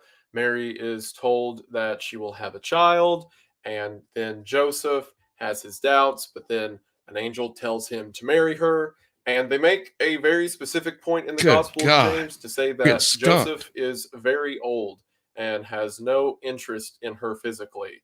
And the Joseph within the text goes into detail about this. But other than that, the story plays out pretty much the same way it does in the Bible until it's time for Jesus to be born. So in the canonical Gospels, as most of us probably know, they went to Bethlehem, and there was no room. My man is just smoking us. So they had to stay in essentially a barn. Single-handed. And Mary gave birth to Jesus in the barn and laid him in a manger. Well, in the Gospel of James, instead of going to a barn, on the way to Bethlehem, Mary begins to go into labor, and they have to take shelter in a cave. And as Mary's going into labor within the cave, she tells Joseph to go find a midwife to help. And it says that whenever Joseph is going to find the midwife, that the whole world stood still for that amount of time, which I'm like, oh, that's a cool thought. But then it gets worse, because whenever the midwife comes to the cave, it says that rather than giving birth naturally, a giant cloud of light came around Mary. And then whenever the cloud of light dissipated, she was just holding baby Jesus. So Joseph and the midwife see this, and they're like, wow, this is incredible. So the midwife goes outside of the cave to tell someone else, like, there's a virgin girl in there who just gave birth. For some reason, the things you say to random people on the street. So this random lady's like, what? I don't believe you. So she walks into the cave, and I'm sorry. She's like, I don't believe it. And so the midwife's like, oh, well, see for yourself. So this random lady just inspects Mary and is like, wow, she really is not a natural birth giver. And it says that because of her doubt, her hand starts to rot and she panics. And then I can't remember if it's Mary or the midwife. They're like, oh, touch it to the baby. Touch your rotting, decomposing hand to the baby. So she does, and it's immediately healed. And the story's just like, and that was Jesus's first miracle. I talked to a couple guys who grew up in Catholic school, and again, the Catholics don't believe the Gospel of James, but one day they heard about it in class as a non-accurate book of the Bible, and they Ugh. confirmed that upon hearing the contents of it. Dude, It it's was killing talk me. of the lunch table. The story has a weird obsession with the virginity of Mary. As a matter of fact, the story just kind of ends there, and it seems the main purpose of the story was to get that point across. And there may be a historical solution to this. So, around the time that the Gospels were being compiled, there was this group known as the Incretites. And the Incretites, to my understanding, were essentially a penitent religion.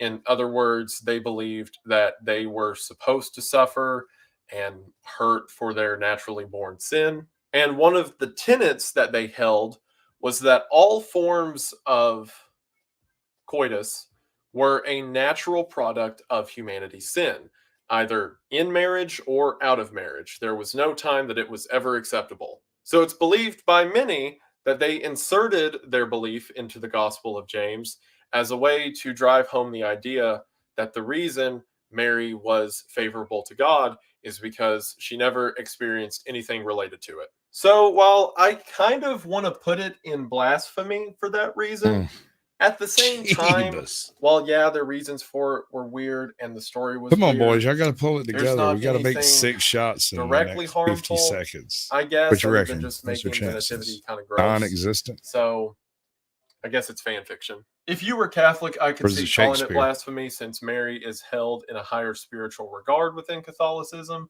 However, I'm going to leave it there for now because we're going to fill up this column pretty fast. I was just going to skip around and randomly pick them, and I might do that later. But the infancies kind of build off of each other, so we'll just stick with the next one for now. Every time So I the leave next of that goal, these they is just the Gospel bat it of in. the Like, birth of Mary. okay to The do Gospel claims that it was written by Matthew, but as discussed, there's no real evidence for this, and considering it wasn't in circulation at the churches of the time, probably not. This Gospel is pretty short and talks about the early life of Mary herself. Specifically, it talks about Mary's mother, God, another who one this right in the Gospel names bucket. as Anna. Good. The Gospel draws several God, parallels between Anna and Hannah, the mother of Eli from the Old Testament. It talks of how both of them prayed for God that in their old age God would deliver them a child, and in both cases, God gave them a child that would one day go on to do glorious things. It says that when Mary was a child, she was raised in the temple and became a devout follower of God, who would one day marry Joseph, who himself was a devout follower of God. The story doesn't make any crazy claims and pretty much just says that Mary was a righteous person and that that's the reason God would one day call on her to be the mother of Christ. And what we have to realize with a lot of these is not all of them were written in malice. Some of them were just compilations of folklore and verbal stories that were passed around at the time. And again, while not verifiable, a lot of these do have value as an uplifting or historically significant story. So while a little fanficky, because it's pretty much just saying Mary's pretty cool, I'm going to call it historical. I also don't want to write all that out. So yeah, I'm Birth of surprised Mary, some there of the we go. modern Now time to get Wokies to the opposite haven't of gotten that. a hold of The that first particular gospel tidbit of of the infancy of Jesus and Christ tried to was run with it. supposedly written by That sounds like it'd be Caiaphas, right the up high their alley. priest at Antioch. It seems to me that some of the concepts mentioned are upheld by some members of Gnostic belief, which we will get to later. But this story caused a lot of controversy back whenever it started to make the rounds, and here's why. So the first gospel of the infancy opens following the same story mentioned in the Gospel of James. It's believed that the people who were writing these stories at the time either knew about the other ones and the human or race. were doing That it seems as to be a where they're going with it. cooperation or whatever. So the story picks up where the Gospel of James left off, with Jesus being born in a cave. So then, while in the cave, Jesus, the baby, just starts talking and is like, "Mother, I am the Son of God." What's up, And Mary's RPD? like, Good to see you, princess. wow. Another thing to mention Welcome with a to the lot of show, darling. these is most of them were considered lost for hundreds of years. So, like, these Gospels weren't found until like the 1900s. And it seems whoever wrote this didn't have an understanding of not only the Bible, but history. Because it says that after Jesus was born, they had to flee out of Bethlehem for fear of the Greeks, which is not true. It was the Roman government. The Greeks were gone. No one thought to check that. It then says that the shepherds come to see Jesus while they're still in the cave. And then it says On the 8th day after Jesus was born, that he was circumcised, which once again goes against the biblical account because it says that happened at the temple. And then the midwife was like, this child is holy. We can't lose the remains of the circumcision. So they place it in a jar of spikenard, which spikenard is like a perfume that was used a lot at the time. And then they place the spikenard in an alabaster box. And then there's a story later in the Bible where a woman named Mary Magdalene takes an alabaster box that's full of spikenard and uses it to wash Jesus's feet. It's a very beautiful moment in the story. But this account just randomly says, and this same bottle of spikenard was that same spikenard that Mary Magdalene would use to wash Jesus's feet. Seems suspect. So it literally gave us the backstory for the perfume that was used to wash Jesus's feet like 30 years later. And it says that his circumcision remains were inside of it. What did I just say? Those were words that came out of my mouth on the internet. I told you stuff would be weird. It gets Welcome worse. to YouTube. It also implies that the wise men who came to see Jesus were Zoroastrians Zorros. for some reason. And then the story just goes off into space. So there is a mention in the book of John. It's actually at the very end of the book of John. Well, hold on. The book of John ends with the verse, and there are also many other things which Jesus did, the which, if they should be written every one, I suppose that even the world itself could not contain the books that should be written. Amen. So this implies that Jesus performed a lot of miracles and feats that aren't mentioned in the Bible. And that makes sense because there's a lot of verses in the Bible that says Jesus went to this place preaching and then healed a bunch of people and performed a bunch of miracles, and then it just glosses over it and goes to the next occasion. Right. So we can assume that there are several stories that were not told directly. So the writers of this heard that and were like, you know what that means? It is time to get weird. So in the Bible, it says that when Jesus was still a baby, his family had to run and hide in Egypt for fear of persecution by the Romans. So it says here that when Jesus was still a baby and they were on their way into Egypt, that all of the false gods of the Egyptians, which the story is considering demons, began to verbally warn people, saying that the Son of God is coming and they need to leave. And all the demons just started to leave Egypt. There is a boy who's mentioned as being salty naked cheese and full of demons, and he's just like twitching around. Evil, dude. You're going to hell right with me. And it says that whenever he was walking Maybe a towards the seat. place where Mary, Joseph, and Jesus were staying, that Jesus's swaddling clothes, or essentially the clothes that were wrapped around him as a baby, were outside hanging, I guess on like a clothes wire. This little demon boy touched it, and the moment he touched it, it says a demon came out of him in the form of a young man and ran away. So this small child is just like walking, and he hits a cloth, and then a larger man just like phases out of him and runs away. And almost the entirety of the rest of this story is just random people in Egypt having miracles happen because baby Jesus is around. There's a guy. Okay, so basically it's described that Mary and Joseph are staying in essentially a hotel or an inn of sorts. So they're staying in one room, and it says a guy in another room can't enjoy his wife. So in other words, he can't get it up. So he's complaining about this, and the owner of the inn is like, oh, well, I hear that baby boy in there performs miracles. Why don't Go get him you go look at him? So the guy goes and looks at him. Yeah. And can now enjoy his wife. That's crazy. And the next day he thanks this random couple he doesn't know because their baby. Ooh. Yeah. And my favorite thing that happens while they're in Egypt is while they're staying in the inn, a group of women come to the inn and they're all crying, leading a mule who has like human clothes and like a bracelet draped over him. And all the women are crying. And the innkeeper's like, why are you crying? And they said, this mule is our brother. This ass is my But brother. I can A sympathize witch with that. tricked him and turned him into a mule. So now we just carry around our mule brother. And again, the innkeeper's like, well, there's a baby in there who can fix that. So Mary takes the baby and just sets it on the mule's back. Baby Jesus And he 12. immediately goes poof and turns back into a human. What cracks me up about this is historically that was probably the breaking point for someone. Like you've got all of the early church fathers gathered around and they're going through all the epistles and the gospels, like this matches, this doesn't, blah, blah, blah. And then they're reading through this, and there had to be at least one guy who was holding out until the baby turned the mule into this trio of women's brother. And then he's like, okay, yeah, I'm out.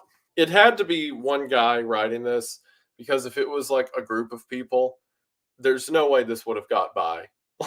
Like one guy's like, look, you all got to keep the guy with the low libido in the inn, so I get to keep the mule man. And then as Mary, Joseph, and Jesus are leaving Egypt, they are robbed by these two men on the side of the road, because back then, you know, travel had to be on foot. So people would just wait in the wilderness to rob people. So these two men pop out to rob them.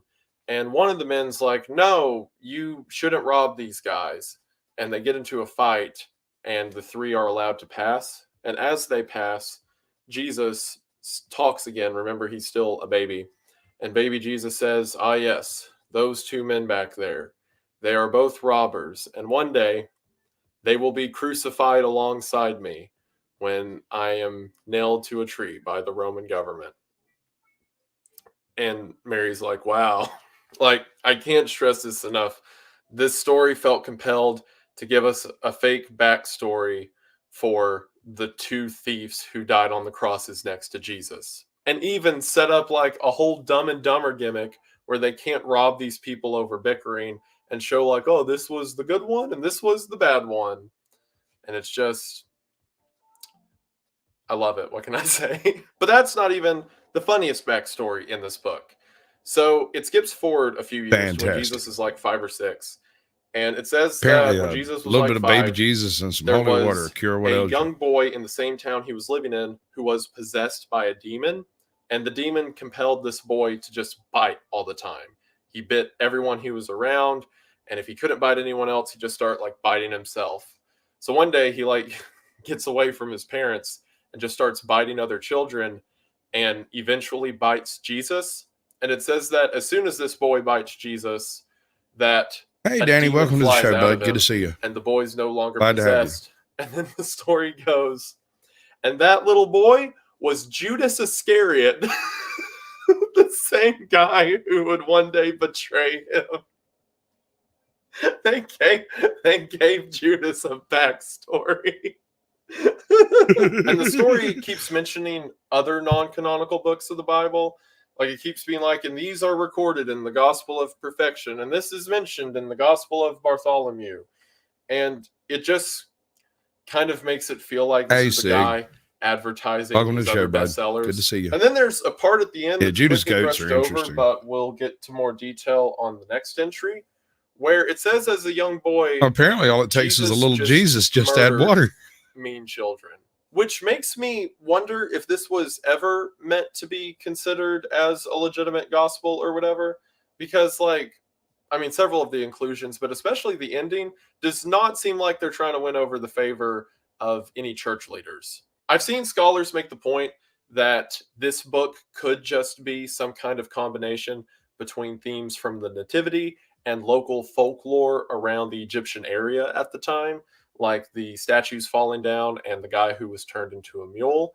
But either way, if this was meant to be legitimate, it's not only very stupid, but also very damaging for anyone who thinks that this is part of the gospel or that's how God works, you know, especially considering the whole child murder thing. But yeah, I don't care. We all know where this one's going. But don't worry about the first gospel of the infancy being blasphemous on its own, because the second gospel same of the asshole from infancy the of other Jesus game. Christ is right behind it. The second gospel of the infancy of Jesus Christ, also known as Thomas's gospel of the infancy of Jesus Christ, seems to follow right in line after the first one. Only they decided that the author was Thomas instead of Caiaphas this time for some reason. I guess people weren't buying the whole Caiaphas thing, so they decided to switch back to the apostle meta, which I guess worked in the past. It's also believed by some historians that Thomas's gospel was written first, so maybe this was the original account that was found and someone filled in the first gospel later, but who knows. So this one picks up where the first one left off and opens, like I mentioned, with Jesus killing children. It says that when Jesus was a young boy, he was out playing with the other schoolyard boys, and one of them ran into him and knocked him down. Oh, So no. Jesus stood up and said, "You're dead." And he the guy died. just fell over dead. And then whenever the parents Power word complained kill.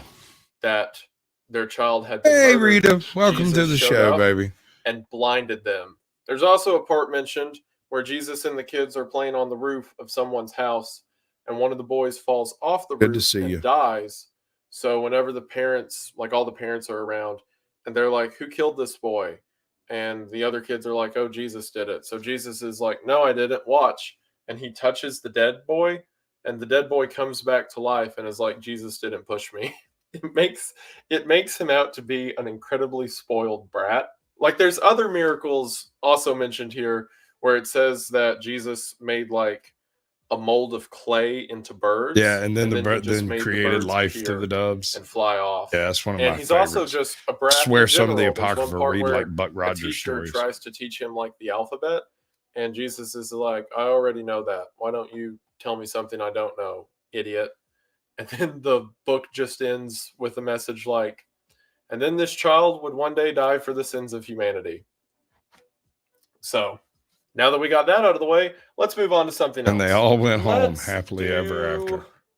We've been keeping it semi-chronological, so let's go to the Passion narratives. The Passion narratives relate to Jesus' crucifixion and the events that surrounded it. In the Bible, the Passion is depicted through the canonical Gospels of Matthew, Mark, Luke, and John. Here, a lot of the ones I've chosen not only relate to the Passion, but give a heavy emphasis on Pontius Pilate, the Roman governor who sentenced Jesus to death. There is a ton of debate around Pontius Pilate, because if you read the story, there is heavy speculation over if Pontius Pilate is to be blamed for Jesus' death or not. Because while the people are the ones who demanded that Jesus be killed, Pilate washed his hands and said that he found That's no a clever fault way in to him, put it. although he still condemned him to death. Wouldn't So be, people are split. you know, To give you an idea of how split those- people are on Pilate, there are some groups that venerate him as a holy saint and some that consider him a demonic entity. And the first of the Passion stories that we're going to look at deal with this very subject, the Gospel of Nicodemus, or the Acts of Pilate.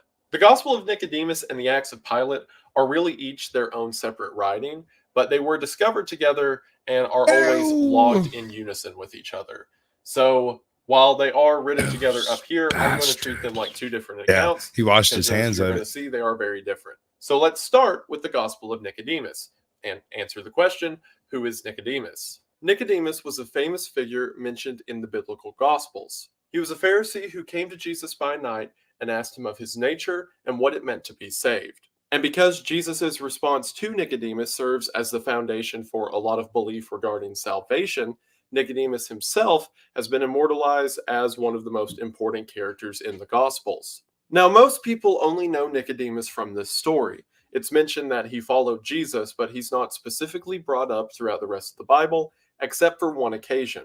In John 19:39, shortly after the death of Jesus, it Damn, says, man, I did "And that. there came also Nicodemus, Oh, which at the first God. came to Jesus by night, and brought a mixture of myrrh and aloes, about 100 pounds weight."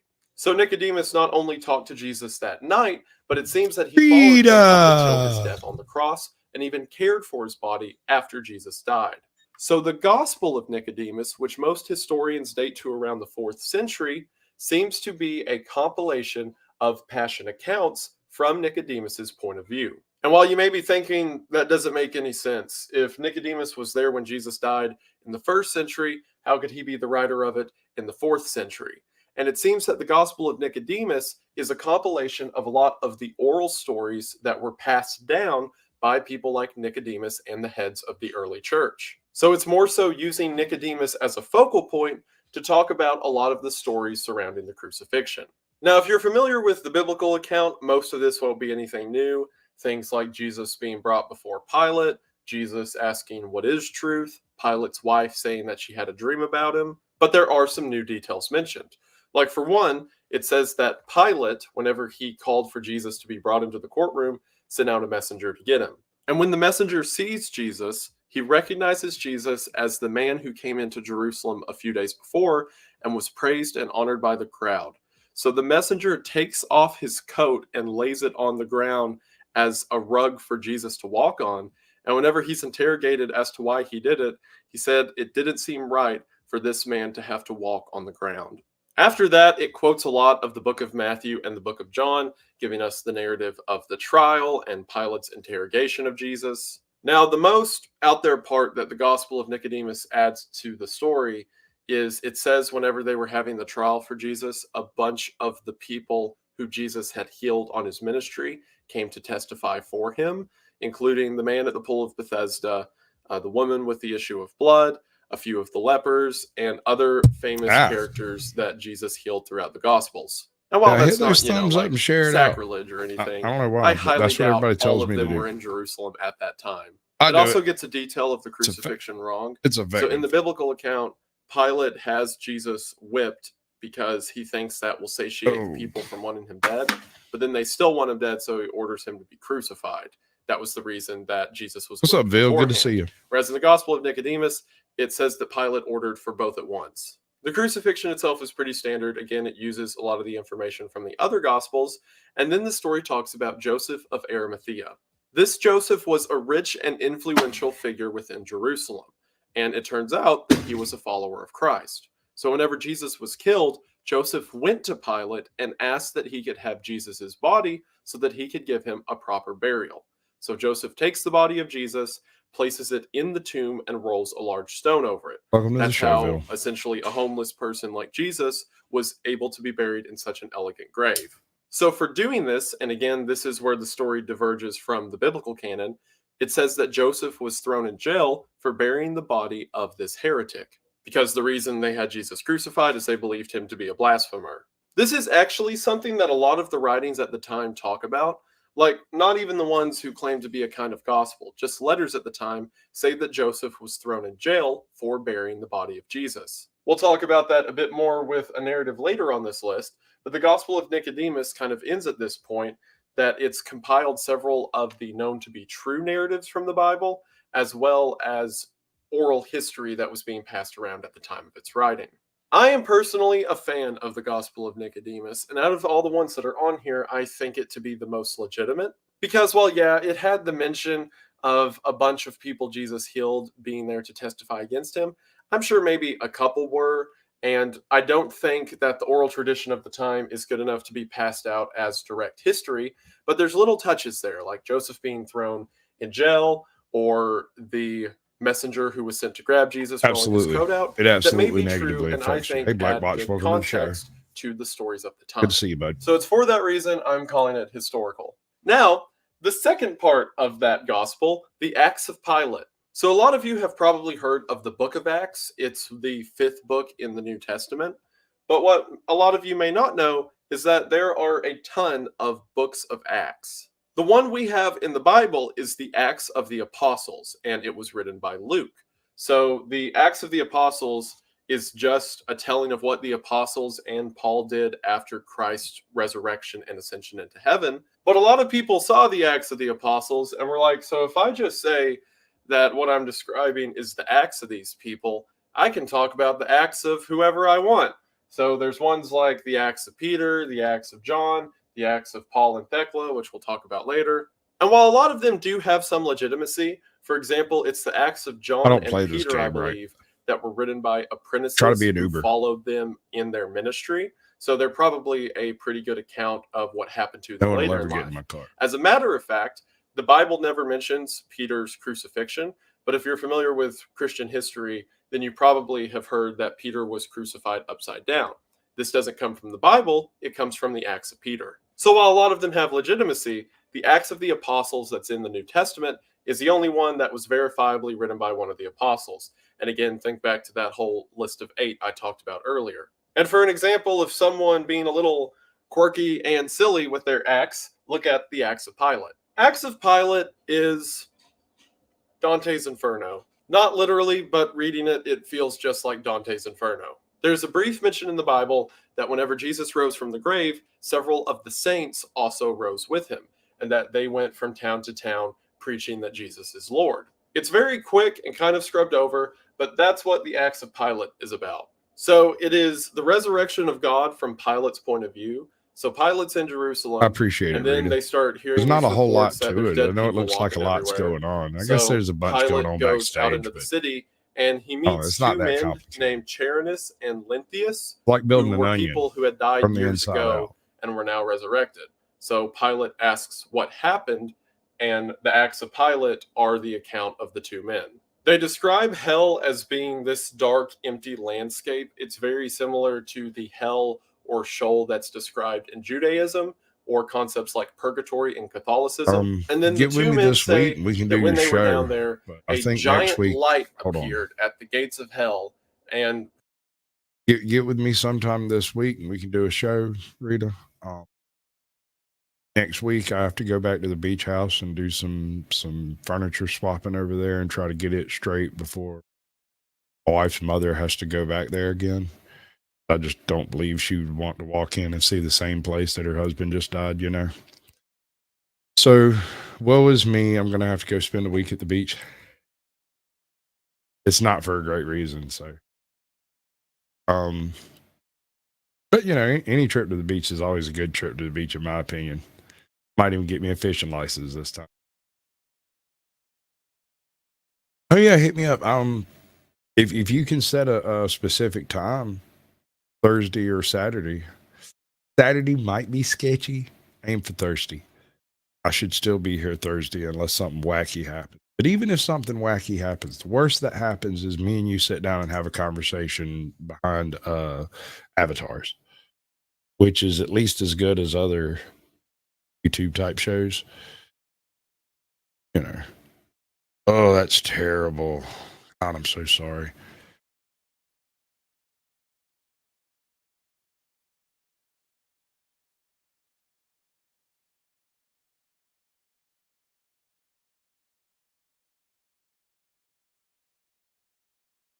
Function. whoever this light was came up to the door and said that he needs to be let in.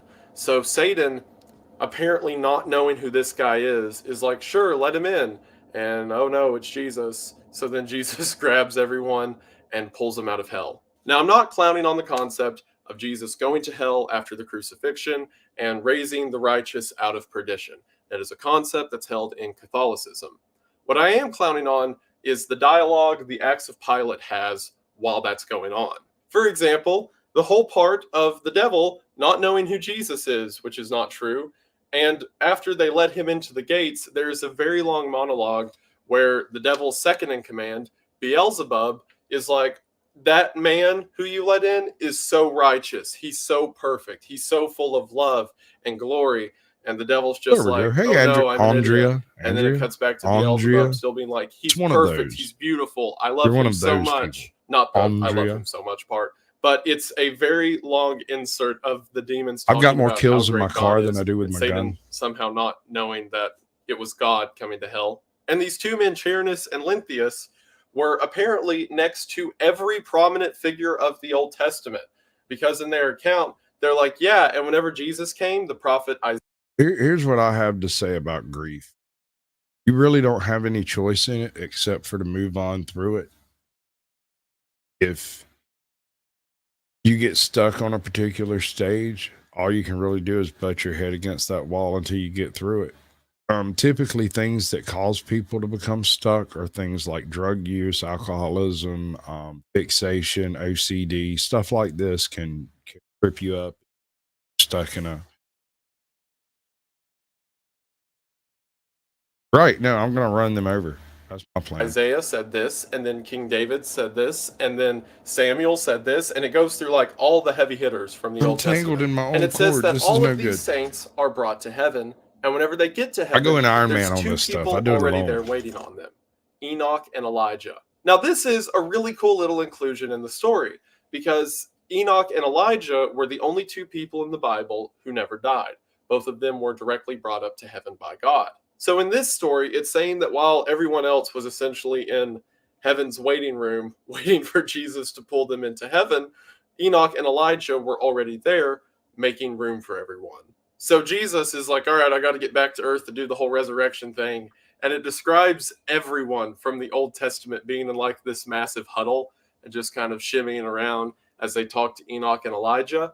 And there's a really cool thing that's mentioned. So in the Bible, it says that whenever Jesus was crucified, there were two people being crucified on either side of him.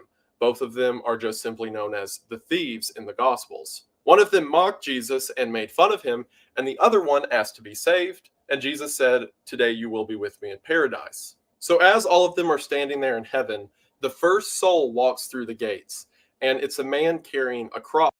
Got one for you. My wife's father. One of the coolest deaths I've ever heard of, and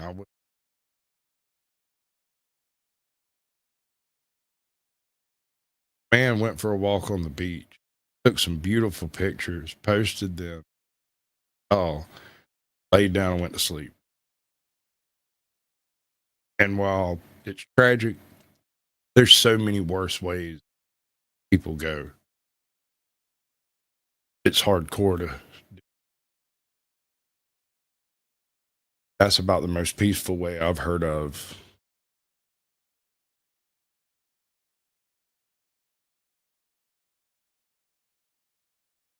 Cross on his back.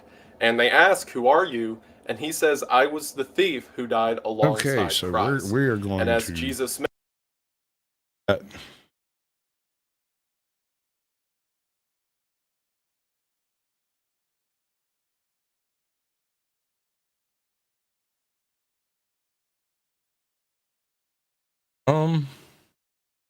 Right, I'd go like that.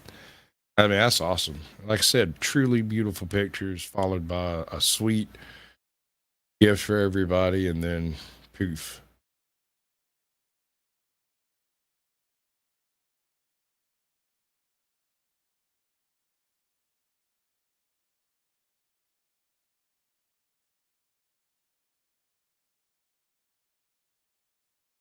Oh,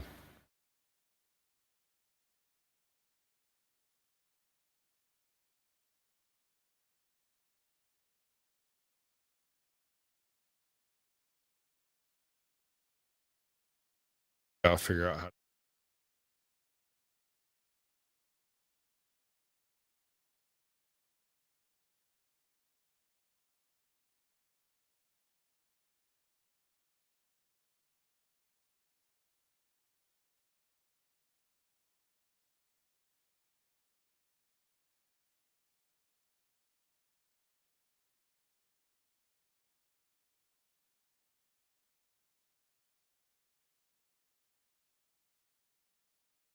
Electric charging station. What if that heal my car?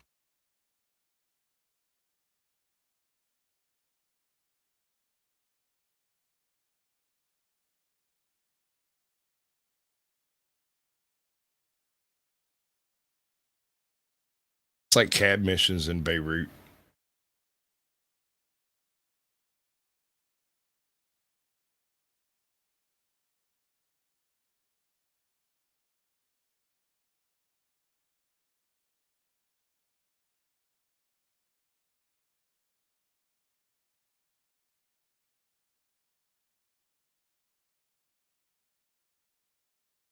Oh no, they shooting. They shooting mass.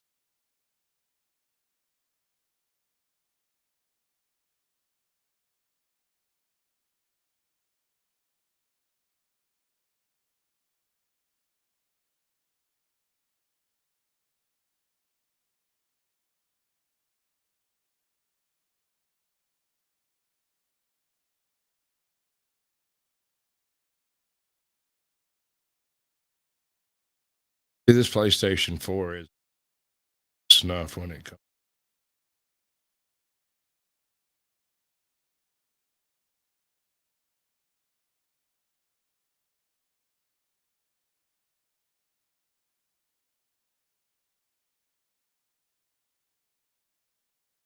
Oh, wrong button.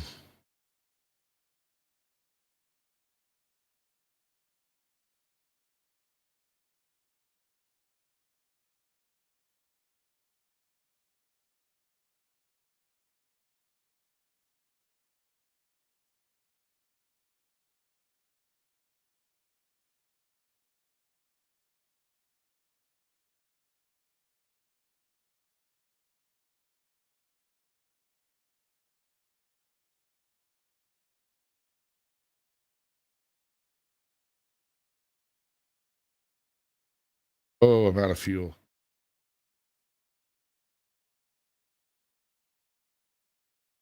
I don't play this game right, I know. I can't say how many people I've had.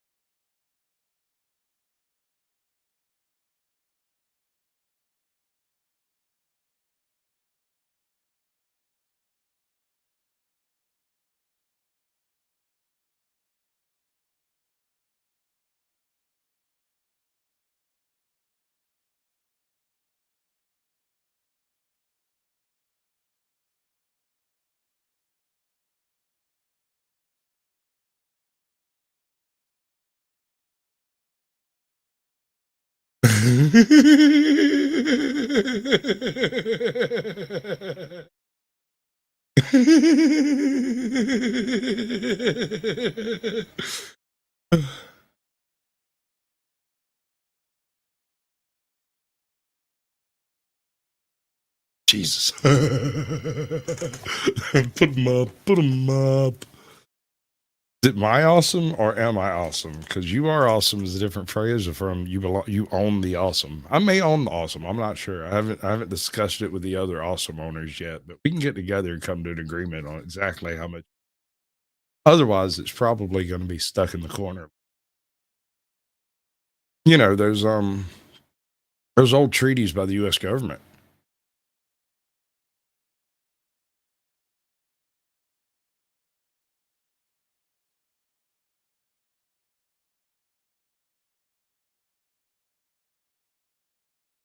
Oh, I got to get to the end of this match so I can reset.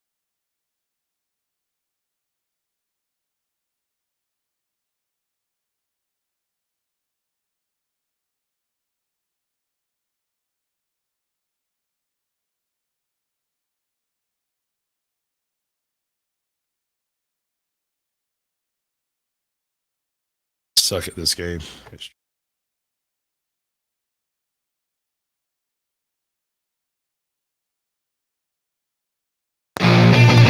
Oh, wow. There you go. That's right. Sorry about that.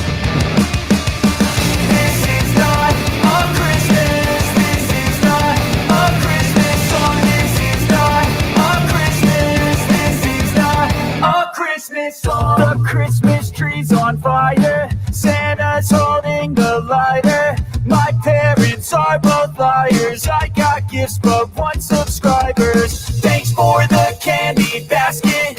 Oh God, another jacket. My stocking's filled with acid. Am I dreaming? What just happened? This is not a Christmas. This is not a Christmas song. This is not a Christmas. This is not a Christmas song. This is not a Christmas. This is not a Christmas song. This is not a Christmas. This is not a Christmas song. My neighbors compete to see who can put up more blinding lights. The kids all wish away the month cause they want presents in sight. This year had me so mad. I've been bad, got cold that is sitting under my tree. I think that my Christmas has died. This is not a Christmas. This is not a Christmas song. This is not a Christmas. This is not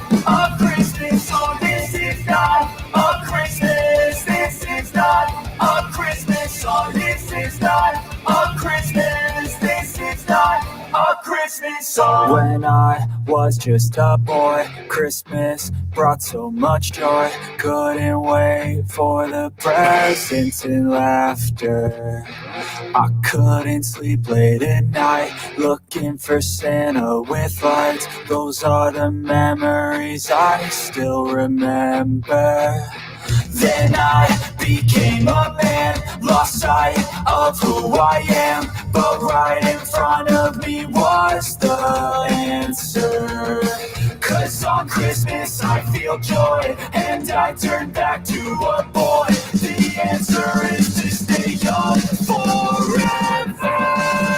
This is not a Christmas. This is not a Christmas song. This is not a Christmas. This is not a Christmas song. This is not a Christmas. This is not a Christmas song. This is not a Christmas. This is not a Christmas song.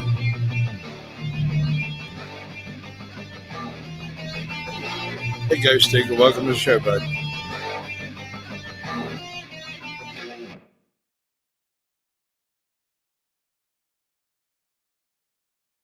Welcome. Good to see you all. I got a whole bunch of stuff laid up. I haven't gone through and done the proper sound balancing, but I got a bunch of stuff set up for all of this.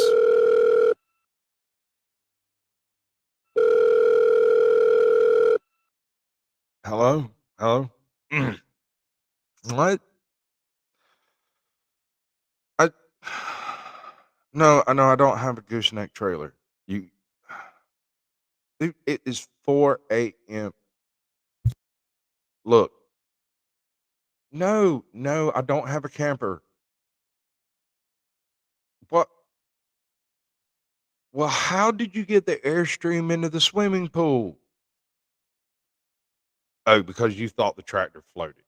No. Skunk Ape, go to bed. Go to bed immediately and stop doing what you... Are you in Florida?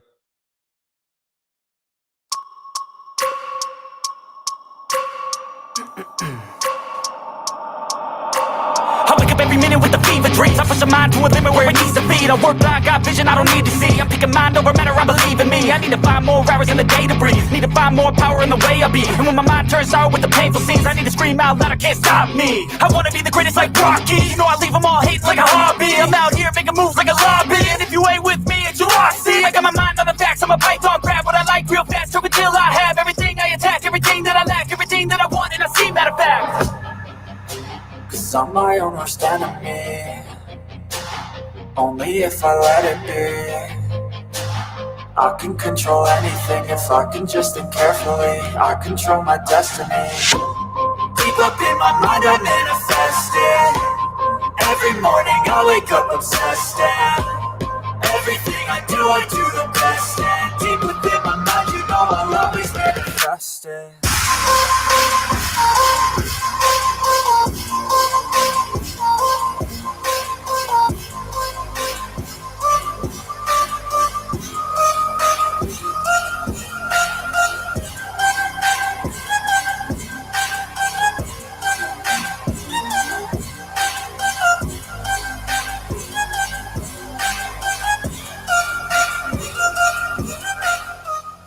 By the way, if anybody wants to come play with me, I'm Great Sky Troll on PlayStation Network. What I'm becoming.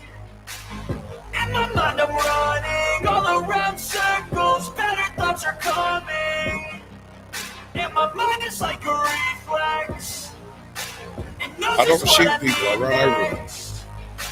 If I could just believe that, I know I can turn all of my thoughts into a real threat. 'Cause I'm my own worst enemy. Only if I let it be. I can control anything if I can just think carefully. I control my destiny. Deep up in my mind I manifest it. Every morning I wake up obsessed, and everything I do the best. And deep within my mind, you know I'll always never trust it.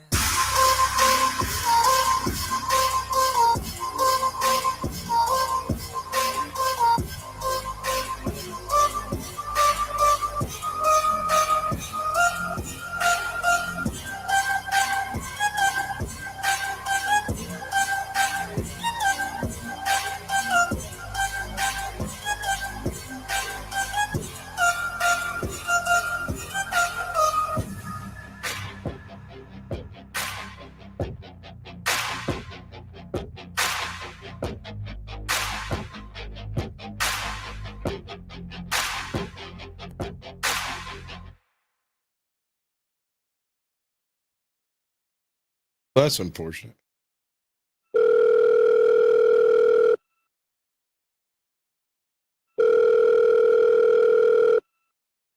Hello? Hello?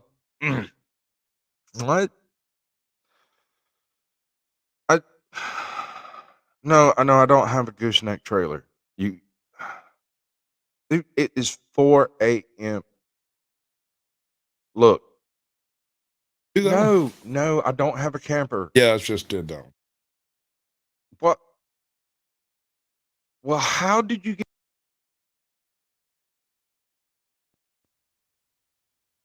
You are listening to Sasquatch Radio, where the technical issues are part of the show.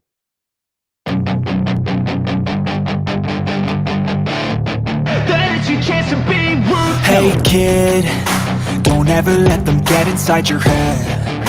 They'll tell you what to do in life instead of everything you know that you could get. Don't let them guide your life towards regret. I'll fight for what I love with every breath. My past is filled with things I won't forget. I use them all to push me to my best. So treat the worst of times just like a test.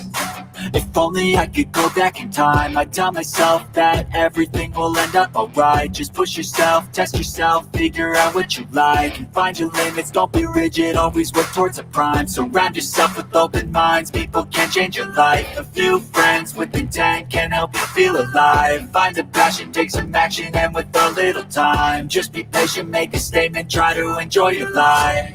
They'll try to kick you while you're down. They wanna rise up while you drown. They wanna fill your head with doubt. They're silently scared that you'll figure it out. I'll make it look like I'm losing, won't bother hiding my bruises. And when they finally think you're wounded, then it's your chance to be ruthless.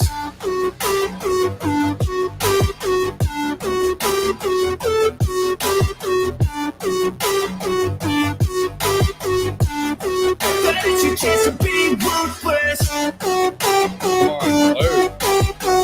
Load, damn it. Load.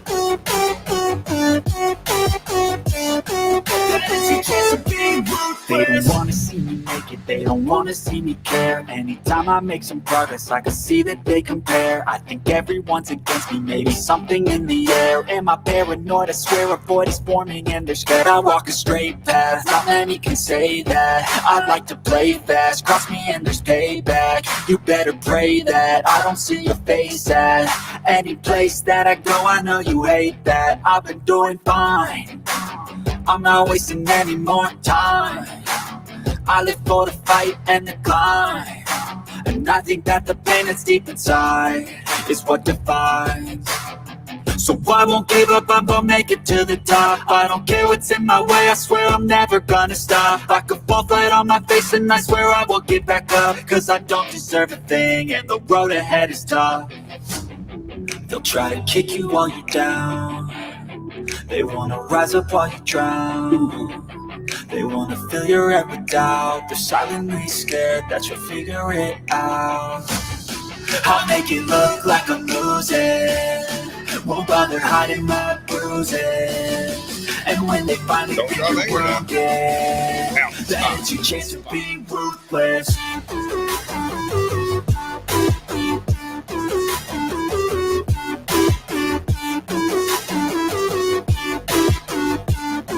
That is your chance to be ruthless.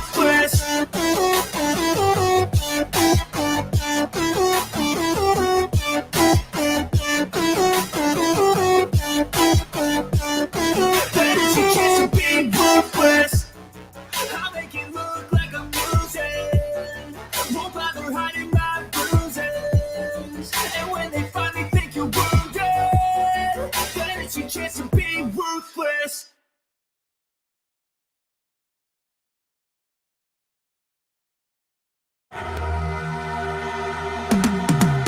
Cause I've been living life right like I could just die any minute. Going for a ride down the side, PCH, country limit. I don't need a guide, follow lights, take me where I wanna visit. Are you alive? Or just breathing? Cause I've been living life right like I could just die any minute. Going for a ride down the side, PCH, country limit. I don't need a guide, follow lights, take me where I wanna It's visit. not Are called you there. I alive? don't remember Or just specifically. breathing? Horizontally. Flashing red lights, driving at night, windowless ride, feeling alive, nothing in sight, forever in flight. Follow those lines, we'll make it this time. Blurry street lights, work as a guide to memories that we'll make it tonight. Oh yeah, we'll make it tonight. Yeah. I'll do anything that I feel like I wanna do. I'm living life like I got nothing left to prove. No end in sight, just always staying on the move. I'll go all night if that's just what I gotta do. Life's too short to care about what you can't afford. Memories are in what you explore, so just don't be ignored. Go ask for more, go ask for more. Cause I've been living life right like I could just die any minute. Going for a ride down the side, PCH, country limit. I don't need a guide, follow lights, take me where I wanna visit. Are you alive? Or just breathing? Cause I've been living life right like I could just die any minute. Going for a ride down the side, PCH, country limit. I don't need a guide, follow lights, take me where I wanna visit. Are you alive? Or just breathing? I'm in a race that everybody's chasing fast. They wanna be that someone on the screen at last. They ain't looking inside for their needs in life. They wanna be liked by everybody in sight. But trust me, being free ain't spotlights. No, it's long nights and it's long fights with yourself all the time to get your mind right. But if you put in the work, you can find the light, alright? I'll do anything that I feel like I wanna do. I'm living life like I got nothing left to prove. No end in sight, just always staying on the move. I'll go all night if that's just what I gotta do. Life's too short to care about what you can't afford. Memories are in what you explore, so just don't be ignored. Go ask for more, go ask for more. Cause I've been living life right like I could just die any minute. Going for a ride down the side, PCH, country limit. I don't need a guide, follow lights, take me where I wanna visit. Are you alive? Or just breathing? Cause I've been living life right like I could just die any minute. Going for a ride down the side, PCH, country limit. I don't need a guide, follow lights, take me where I wanna visit. Are you alive? Or just breathing?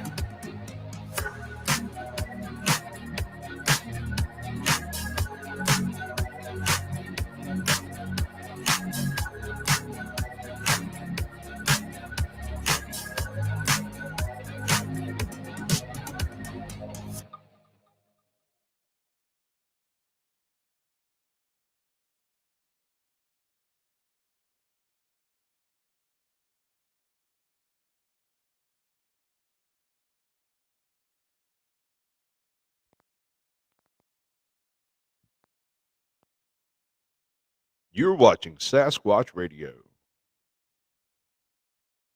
I'm starting to run out of things to say because I'm bored.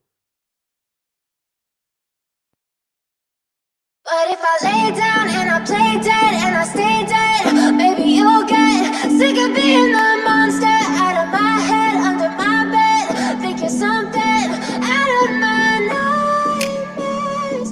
See me right there. But if I lay down and I play dead and I stay dead, then will you get bored of killing me? Silhouettes of you are like a taunt. Never really know just what you want. With you I don't ever feel calm. I can feel the sweat inside my palms. Play with me like cats and a string. You don't understand the pain it brings. You don't ever wanna give me wings. You don't ever wanna set me free. You know I'm addicted to you, and it's twisted you've been gifted with the evil voodoo. Got me coming back for more, even when I've been screwed. Dolls full of pins, pierce my heart straight through. I got issues in my head, I like you in my bed, but you keep me on red. Oh, everything is like a test, I better not text or I'll come off desperate. But if I lay down and I play dead and I stay dead, baby, you'll get sick of being the monster out of my head, under my bed, thinking something out of my nightmares, standing right there. But if I lay down and I play dead and I stay dead, then will you get bored? So if I play dead, will you regret everything that you did, that you said? I don't think you understand what you're doing, and my heart's black and blue from the All of this is bruising. ethics. I feel like when I'm with you I'm losing. I feel like you think that this amusing, sitting there gaslighting and confusing. Was it me? Is it me? Am I One of the Call of deluded? Duties. I'm the one who's always sorry, the conclusion. Even though I offer all of the solutions, I wish you loved me like I love you. It's stupid. When I'm alone with you, I never feel lucid. I Not wish the I Call wasn't Arrow. struck I like downloaded that Cupid. crap. I wish when I first saw you, I Wasn't what I knew was this. When I'm with you, I feel so useless. I feel diluted. My heart's been wounded. Silhouettes of you are like a taunt. Never really know just what you want. With you, I don't ever feel calm. I can feel the sweat inside my palm. Play with me like cats and a string. You don't understand the pain it brings. You don't ever wanna give me wings. You don't ever wanna set me free. But if I lay down and I play dead and I stay dead, baby, you'll get sick of being the monster out of my head, under my bed, thinking something out of my nightmares, standing right there. But if I lay down and I play dead and I stay dead, then will you get bored of killing me?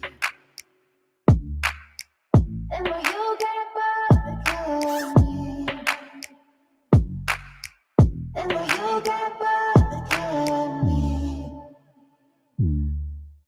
And will you get bored of killing me? And will you get bored of killing me? Let no opponents found. I've never heard of that before. That's news.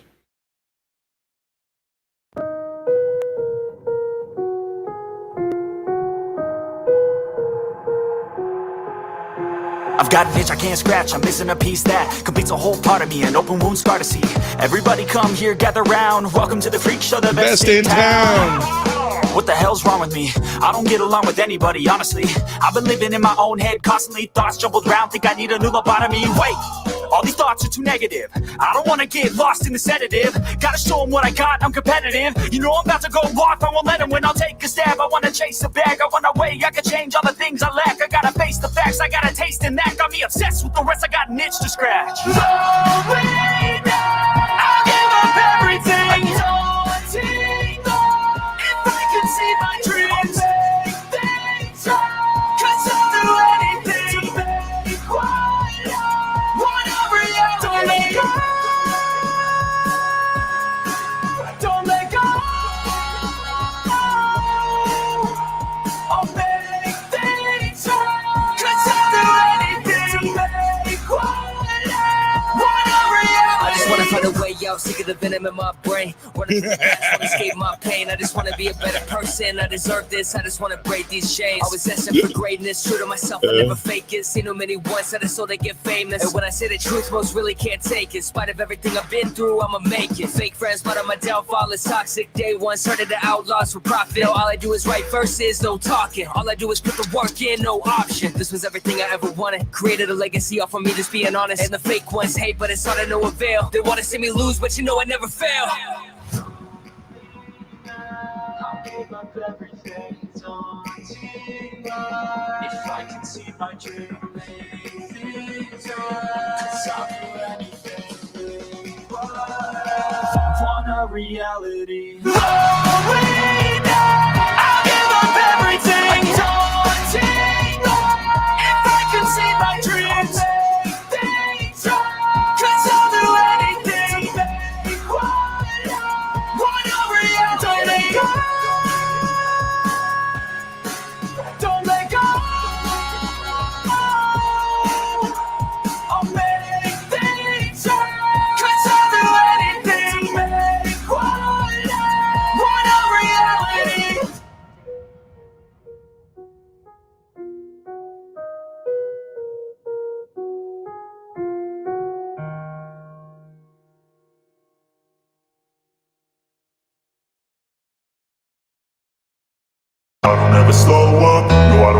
shit. I got no love for the fakeness. If you wanna play tough and wanna hate this, I'll always show up.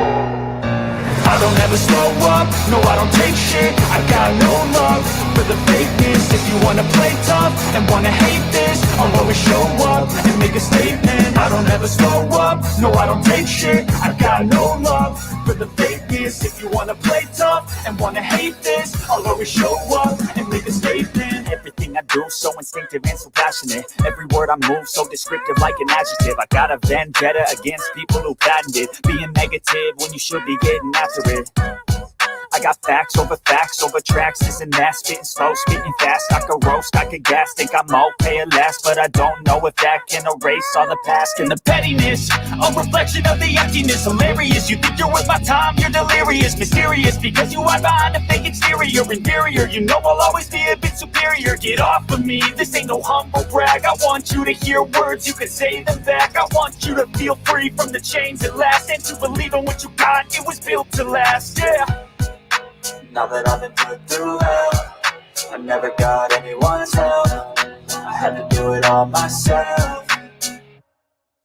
I don't ever slow up, no I don't take shit. I got no love for the fakeness. If you wanna play tough and wanna hate this, I'll always show up and make a statement. I don't ever slow up, no I don't take shit. I got no love for the fakeness. If you wanna play tough and wanna hate this, I'll always show up and make a statement. Gonna learn the consequence of being incompetent. Mental health is confidence, dreams and some modestness. I'm not here to save the day, that's for you to take away. I could play a million mind games, but instead of say something not illogical, something that is topical. Rub it on and watch it go, make yourself unstoppable. Dreams are irresponsible, but they're always possible. If you just believe, you could be so remarkable. Thoughts in my head, a collage and they spread. I'll be great one day, going off of my meds. No, I'm not giving up, no, I'm not giving in. I will make it to the top, taking off in the wind. I gotta make it, I'm saving every day to taste it. I'm patient, but my mind, it can hardly take it. I'm chasing a dream that I've had for several ages of vacant. Modern kingdom for the taking.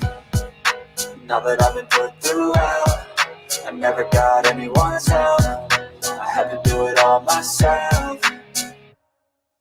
I don't ever slow up, no I don't take shit. I got no love for the fakeness. If you wanna play tough and wanna hate this, I'll always show up and make a statement. I don't ever slow up, no I don't take shit. I got no love for the fakeness. If you wanna play tough and wanna hate this, I'll always show up and make a statement. I don't ever slow up, no I don't take shit. I got no love for the fakeness.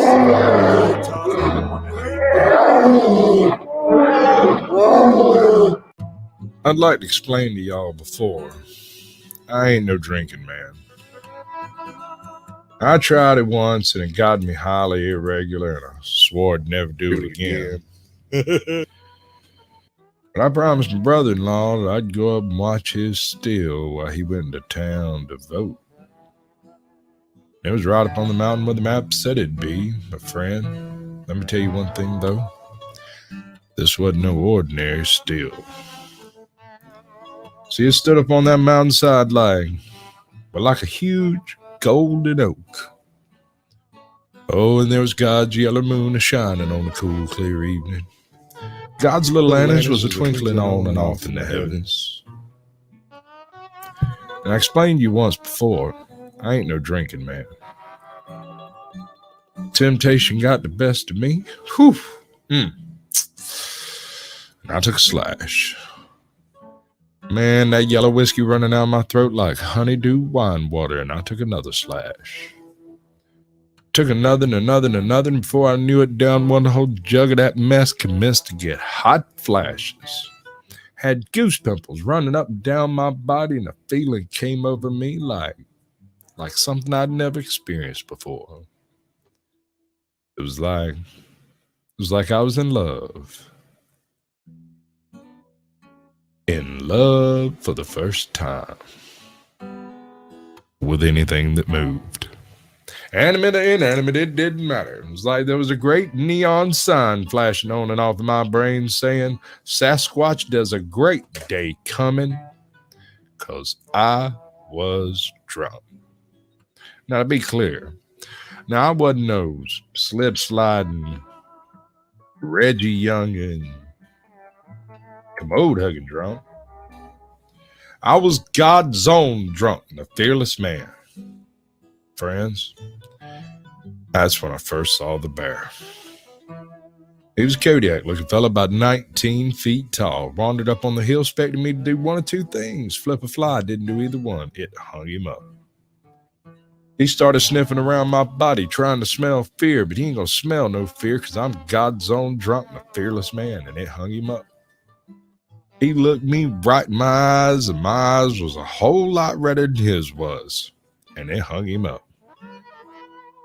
So I approached him. I said, Mr. Bear, I love every hair on your 27-acre body. I know you got a lot of friends. We're all good over there over on here, the baby. other side of Doing the good. hill. Good to see you, Freaky You got Kate. old Rare Bear, Tall Bear, Pretty Bear, Kelly, Joe, Relly Bear, Smelly the Bear, Smoky the Bear, Pokey the Bear. I want you to go over tonight. You tell them I'm feeling right. You tell them I love each and every one of them like a brother and a sister. But if they give me any trouble tonight, I'll run every dad blame one of them off of here. Well, he took 2 steps backwards. Hell, didn't know what to think. Neither did I, but being charitable and cautious, I approached him again. I said, Mr. Bear, you know, in the eyes of the Lord, we're both beasts when it comes right down to it. So I'd like you to be my buddy, Buddy Bear. So I took old Buddy Bear by his island-sized paw and I led him over to the still. He's sniffing around that thing because he's smelling something good. I gave him one of them jugs of honeydew wine water. He downed it upright. Looked like a big damn bear in the circus sipping sarsaparilla in the moonlight. Gave him another and another and another. Directly, he commenced to do the bear dance. His 2 sniffs, a snort, a fly turned into grunt. It was so simple, like the jitterbug, it plumb evaded me. And we worked ourselves into a tumultuous uproar, and I was off, tired, and I wandered over to the hillside, and I laid down. I went to sleep. I slept for 10 hours and dreamt me some tremulous dreams. When I woke up, I found God's yellow moon is shining on a cool, clear evening. God's little lantern still twinkling on and off into heaven. But my buddy the bear, he was missing. Yeah. Wanna know something else, friend and his neighbors? So was that still.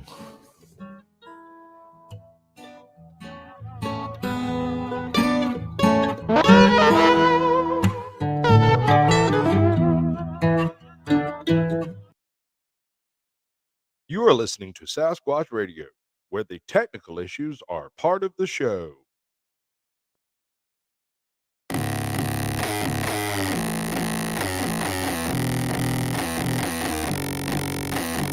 Hands red, knuckles taped black. Pick my gloves up off the mat. Fighting's all I ever had. Wasn't born with tons of gifts. Had to work hard as a kid. Know that everything I did was to catch the other kids. Slowly built that self-esteem. Turned myself to a machine. I'd compete so I'd be seen. I would lose and I'd succeed, but you'd never see me quit. I'd always get after it. Knew I had a different gift. I'd outwork any other kid. Deep within our souls, we can feel there's something empty. We need something more. I feel destiny, she tempts me. Tells me there's 2 paths, they both have a different ending. Choose wise and you'll find that pain leads to ascending. Till I'm dead and buried deep within a cemetery. I will fight, never weary, I wanna be legendary. Till I'm dead and buried deep within a cemetery. I will fight, never weary, I wanna be legendary.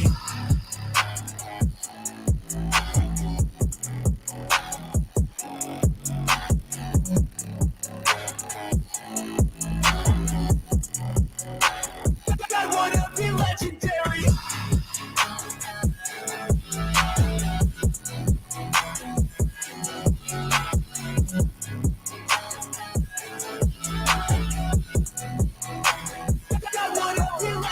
Coming out of the gate I'll be last place, that's alright. I don't work at a fast pace, I'm a steady horse creeping up straight past it. And once I pass you, no one's getting past me. I've seen people hit walls and they stop there. I don't get that mind, man, it sounds scared. Good things take time, better prepare, cause anything great takes pain, isn't fair.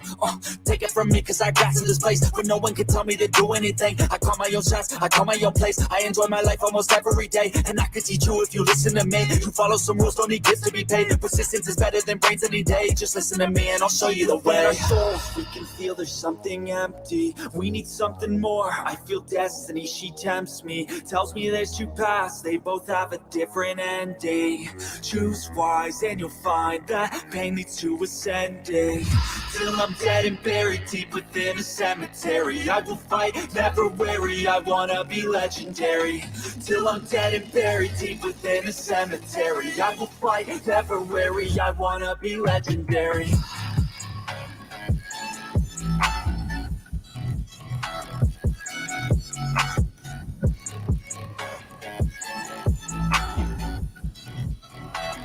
I wanna be legendary. Till I'm dead and buried deep within a cemetery, I will fight, never weary, I wanna be legendary. Black man. Y'all make me say the strangest things. Hulks Melamu. Hulks Melamu. Hulks Melamu. PMF. Black Lily 07. Wife Squatch Gaming. Joe Ladonis. Joe Ladonisi. Joe Ladonisi.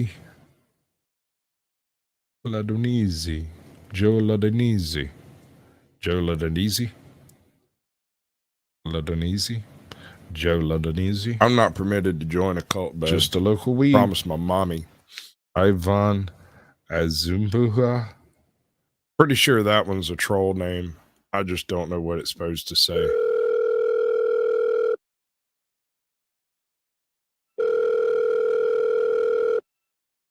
Hello? What? On I-16. Yeah, no, tell her to call AAA. I couldn't tell you. I don't know. I'm not near I-16. No, it's like an hour and a half. No, I may neither start nor join any cults. No, just swing by and go get her. Because my mother turned me loose at a daycare one day. Was she driving the old concrete truck? She came back to that daycare. What? I was sitting telling a story in a group of about 12 people.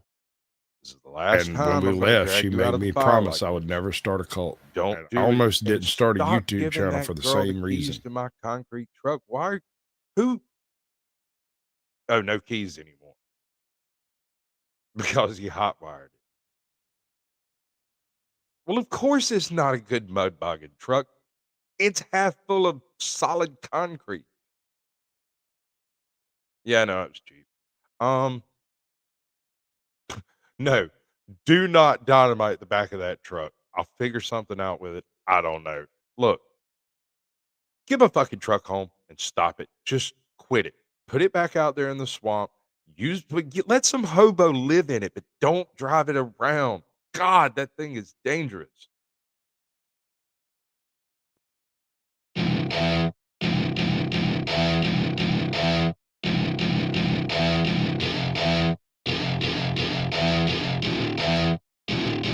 Welcome to my party, we're just getting started. A life is a dream or a nightmare scarring. Hand me a drink cause I think I'm going all in. Get me a shrink who can catch me when I'm falling. Cover up my scars, flip the handlebars. Crashing in my car, wake up in a bar. I'll be a superstar, just on my avatar. This world is so bizarre, empty out the reservoir.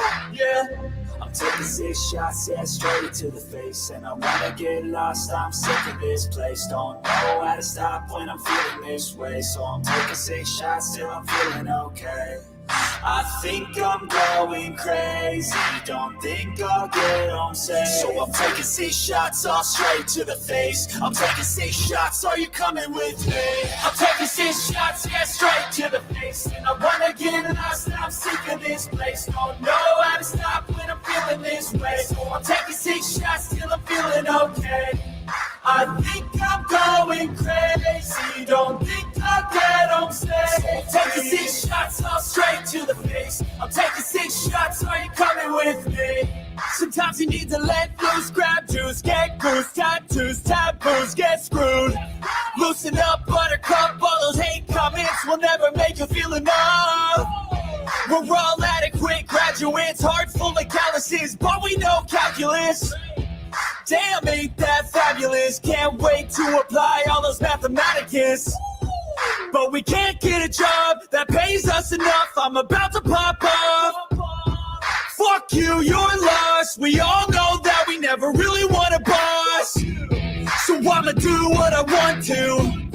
Something I can't undo. Yeah, I'ma do.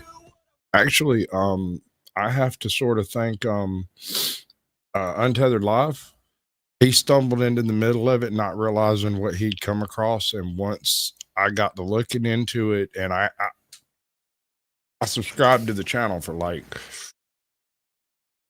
3 months, and I just sat in the background and watched. I invited him on the show and he accepted, but then he lost his freaking mind on me because I wouldn't tell him that he's correct in everything he says.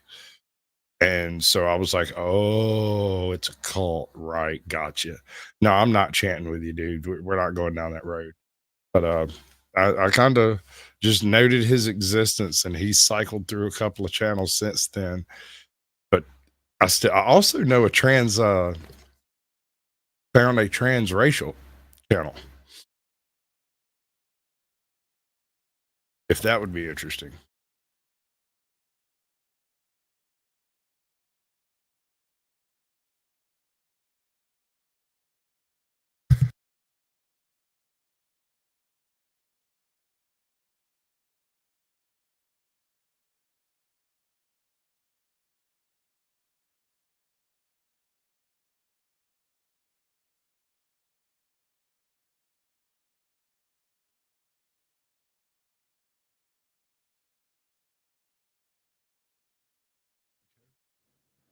Martin's Bledry.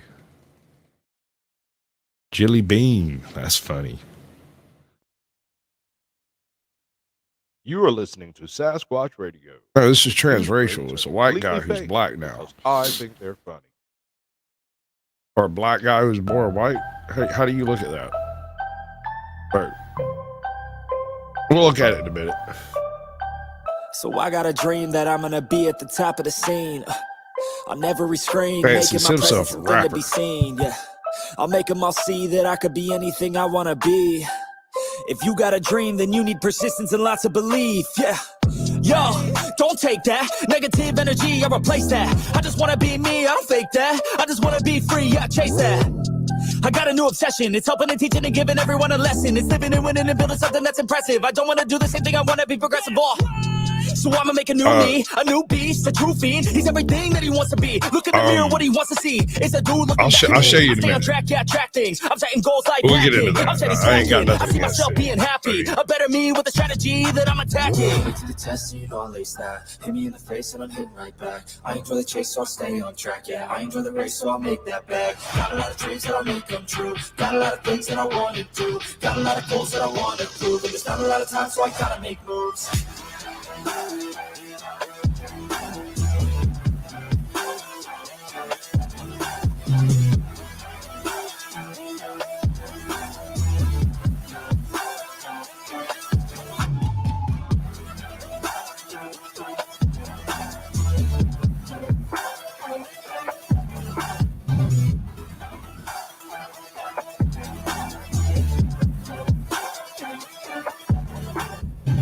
After dreams, got things that I want to do. I got plans, got schemes that I follow through. I make all my gains from what I produce. I don't lose, I learn, don't get confused. Peace in the dark, cause I work fucking hard. So many nights sitting in the graveyard, cause they lost to the grind, but that's fine, that's a start. To do something great, sacrifice is a part of it. It's just the start of it. You can't start then quit, you have to harness this, cause energy is bliss. And when I swing, I miss, but then I swing and hit. So I'ma swing again, and I'ma swing again. Then I'll be taking off, cause I don't wait or pause. I got the game unlocked, I never mind the clock. I take the last shot, I got a fast cross, feeling energy, cause I'm the last boss. Success, you know I lace that. Hit me in the face and I'm hitting right back. I enjoy the chase, so I'll stay on track. Yeah, I enjoy the race, so I'll make that bag. Got a lot of dreams that I'll make come true. We are about to go down.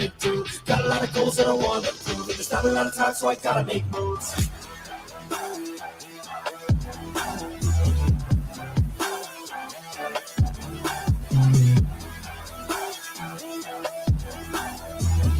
We are about to go down.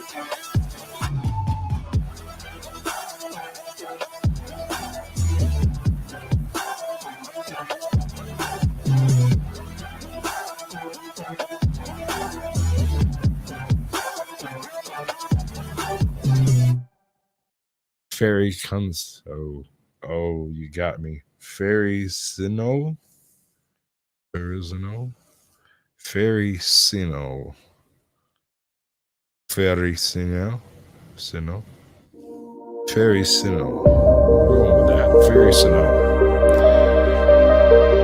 Tom to Yo-Yo. Chris Manley. Sid. I got him. In Motion and Automotive Channel.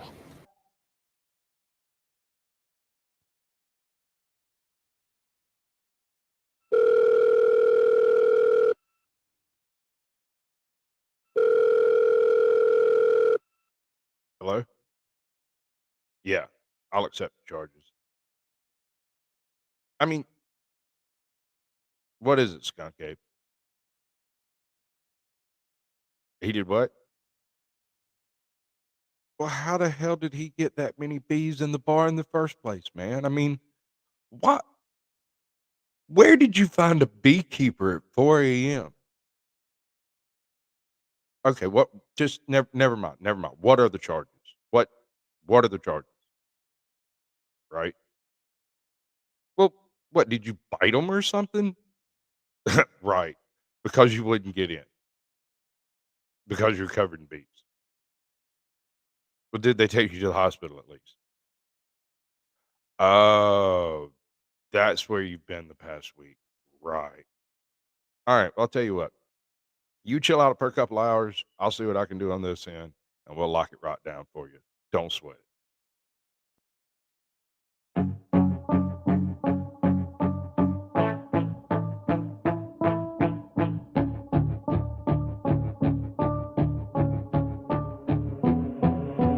Wait, let me get my head straight. I need a drink of water. It's been days I've had a headache. Don't wanna wake up one day, feel like I regret things. I want my story just to have a happy ending. And I don't got a plan B, a plan A's all I need. Took the ships from the sea and burnt them all, no retreat. It's kill or get, eat, and get buried with the seeds. But that makes me feel free, hella focused on my dreams. I got habits, they're established. I'm doing things a bit manic, but I can handle it. Juggle this, juggle that, struggles here, lose some cash, win and lose, make it back. You can choose your own path, nothing good comes fast, nothing fast ever lasts. So I'll be patient but attack every day like it's my last. Push the pedal to the gas, burn the fuel that I have, start a fire, light a match. I ain't never looking back. So plant hard in your feet, there's no retreat. Burn the boats on the shore till they're buried underneath. There ain't no going back. Forget the past, out of desperation are the people born who can last. There's no retreat, but believe you got it in you. You can do anything that you think that you need. Don't be scared, don't succeed. The only people who compete are the ones who don't retreat.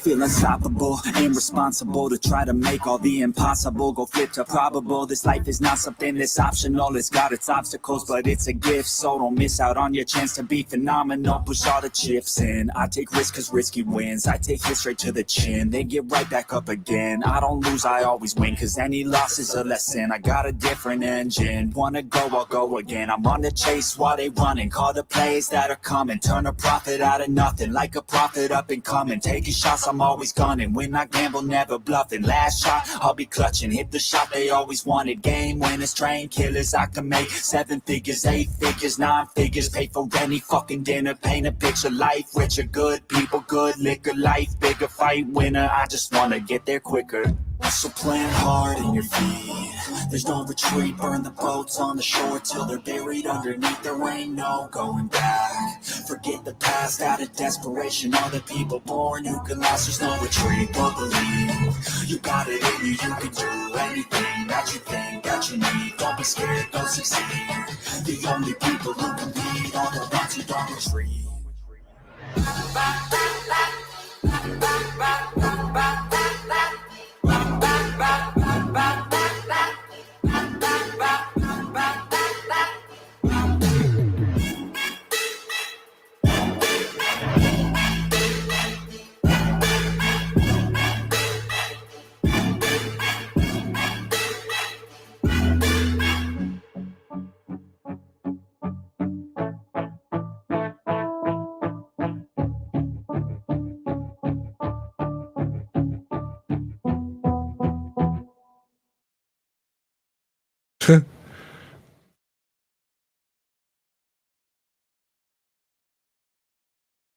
Sand for abs private.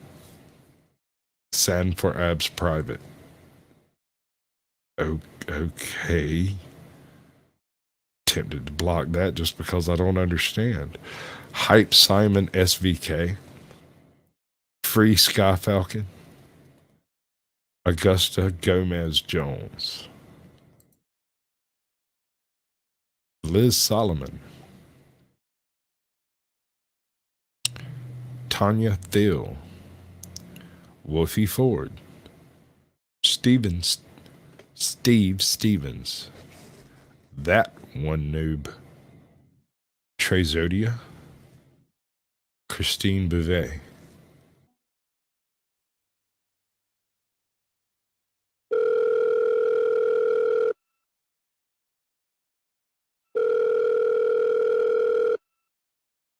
Hello? Oh, hey, Lorenzo, what's up? Yeah? Oh, she did. And she left you at the bar. A rugby team.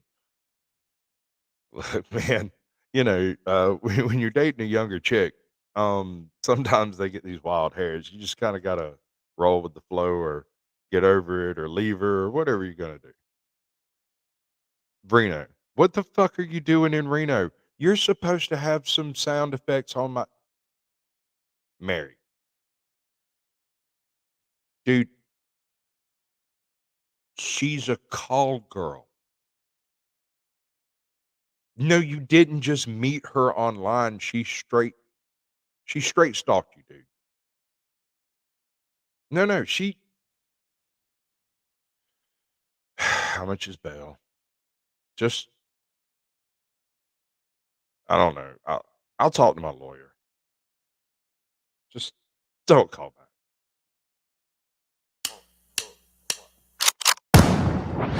They call me a god. They call me a god. They call me a god. They call me a god. Let's go.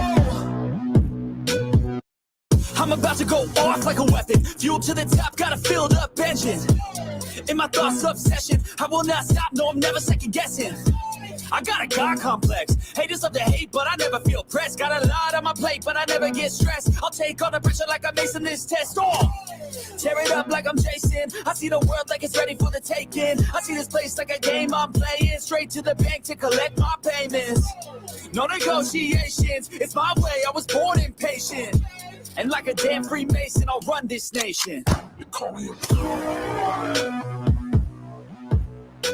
me a god. You call me a god. You call me a god. I don't know how to stop. I just go till I drop. Whether it's working or shots, give it all that I got. You can watch me work in my element. Anyone in the way is irrelevant. Wanna cross me, cool, not intelligent. Cause I don't forget shit like an elephant. Go ahead and tempt me, put it on the line and you'll come up empty. If I got time, I'm deadly. Never caught off guard, no, I'm always ready. I got a hand real steady. Look me in the eye and you'll see no hezzy. About to get real messy. I'll put you in a grade 16 like Kenny. You call me a god. You call me a god. You call me a god.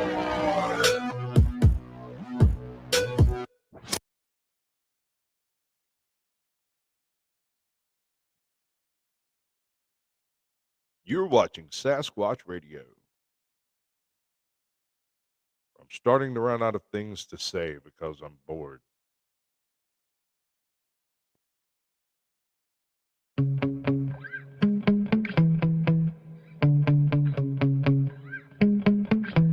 Yeah. Sometimes I get so mad, there's no control in me. My thoughts get so bad, I'm like, I might grab a bat, I don't know. My wrath, my blood boils over like, oh God, here goes. I lost all feeling from my head to my toes. You said some shit that I can't let go, so just stay tuned for the rest of the show. So have you ever felt betrayed? Switches how you see things. Realize something needs change. Cause I know you got me fucked up. Let me show you what's up. Cause enough is enough. I'll take a face full of pavement just to make a statement. I know there's no turning back. Oh God, adrenaline wasted. So mad I can taste it. I know there's no turning back. I'll do what it takes, I ain't making mistakes like that. I'll put it on your face to make you go take it back. I'll lose my shit, I go crazy when I'm mad. And now you go wish you would shut the fuck up real bad.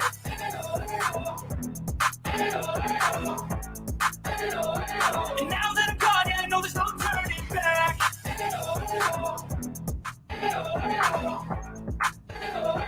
And now that I'm gone, yeah, I know there's no turning back. I don't fucking take smoke, I'm a poker hole through you, choking's overdue. Come at me and you won't get any older, dude. Crack your hold or two. Heating up inside of me, blood so violently. Thanks for trying me.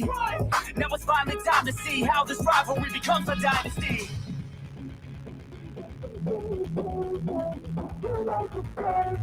I know there's no turning back. Oh God, adrenaline wasted. So mad I can taste it. I know there's no turning back. I'll do what it takes, I ain't making mistakes like that. I'll put it on your face to make you go take it back. I'll lose my shit, I go crazy when I'm mad. And now you go wish you would shut the fuck up real bad.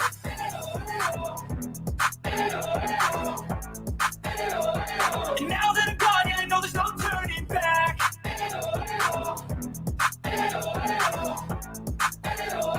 And now that I'm gone, yeah, I know there's no turning back.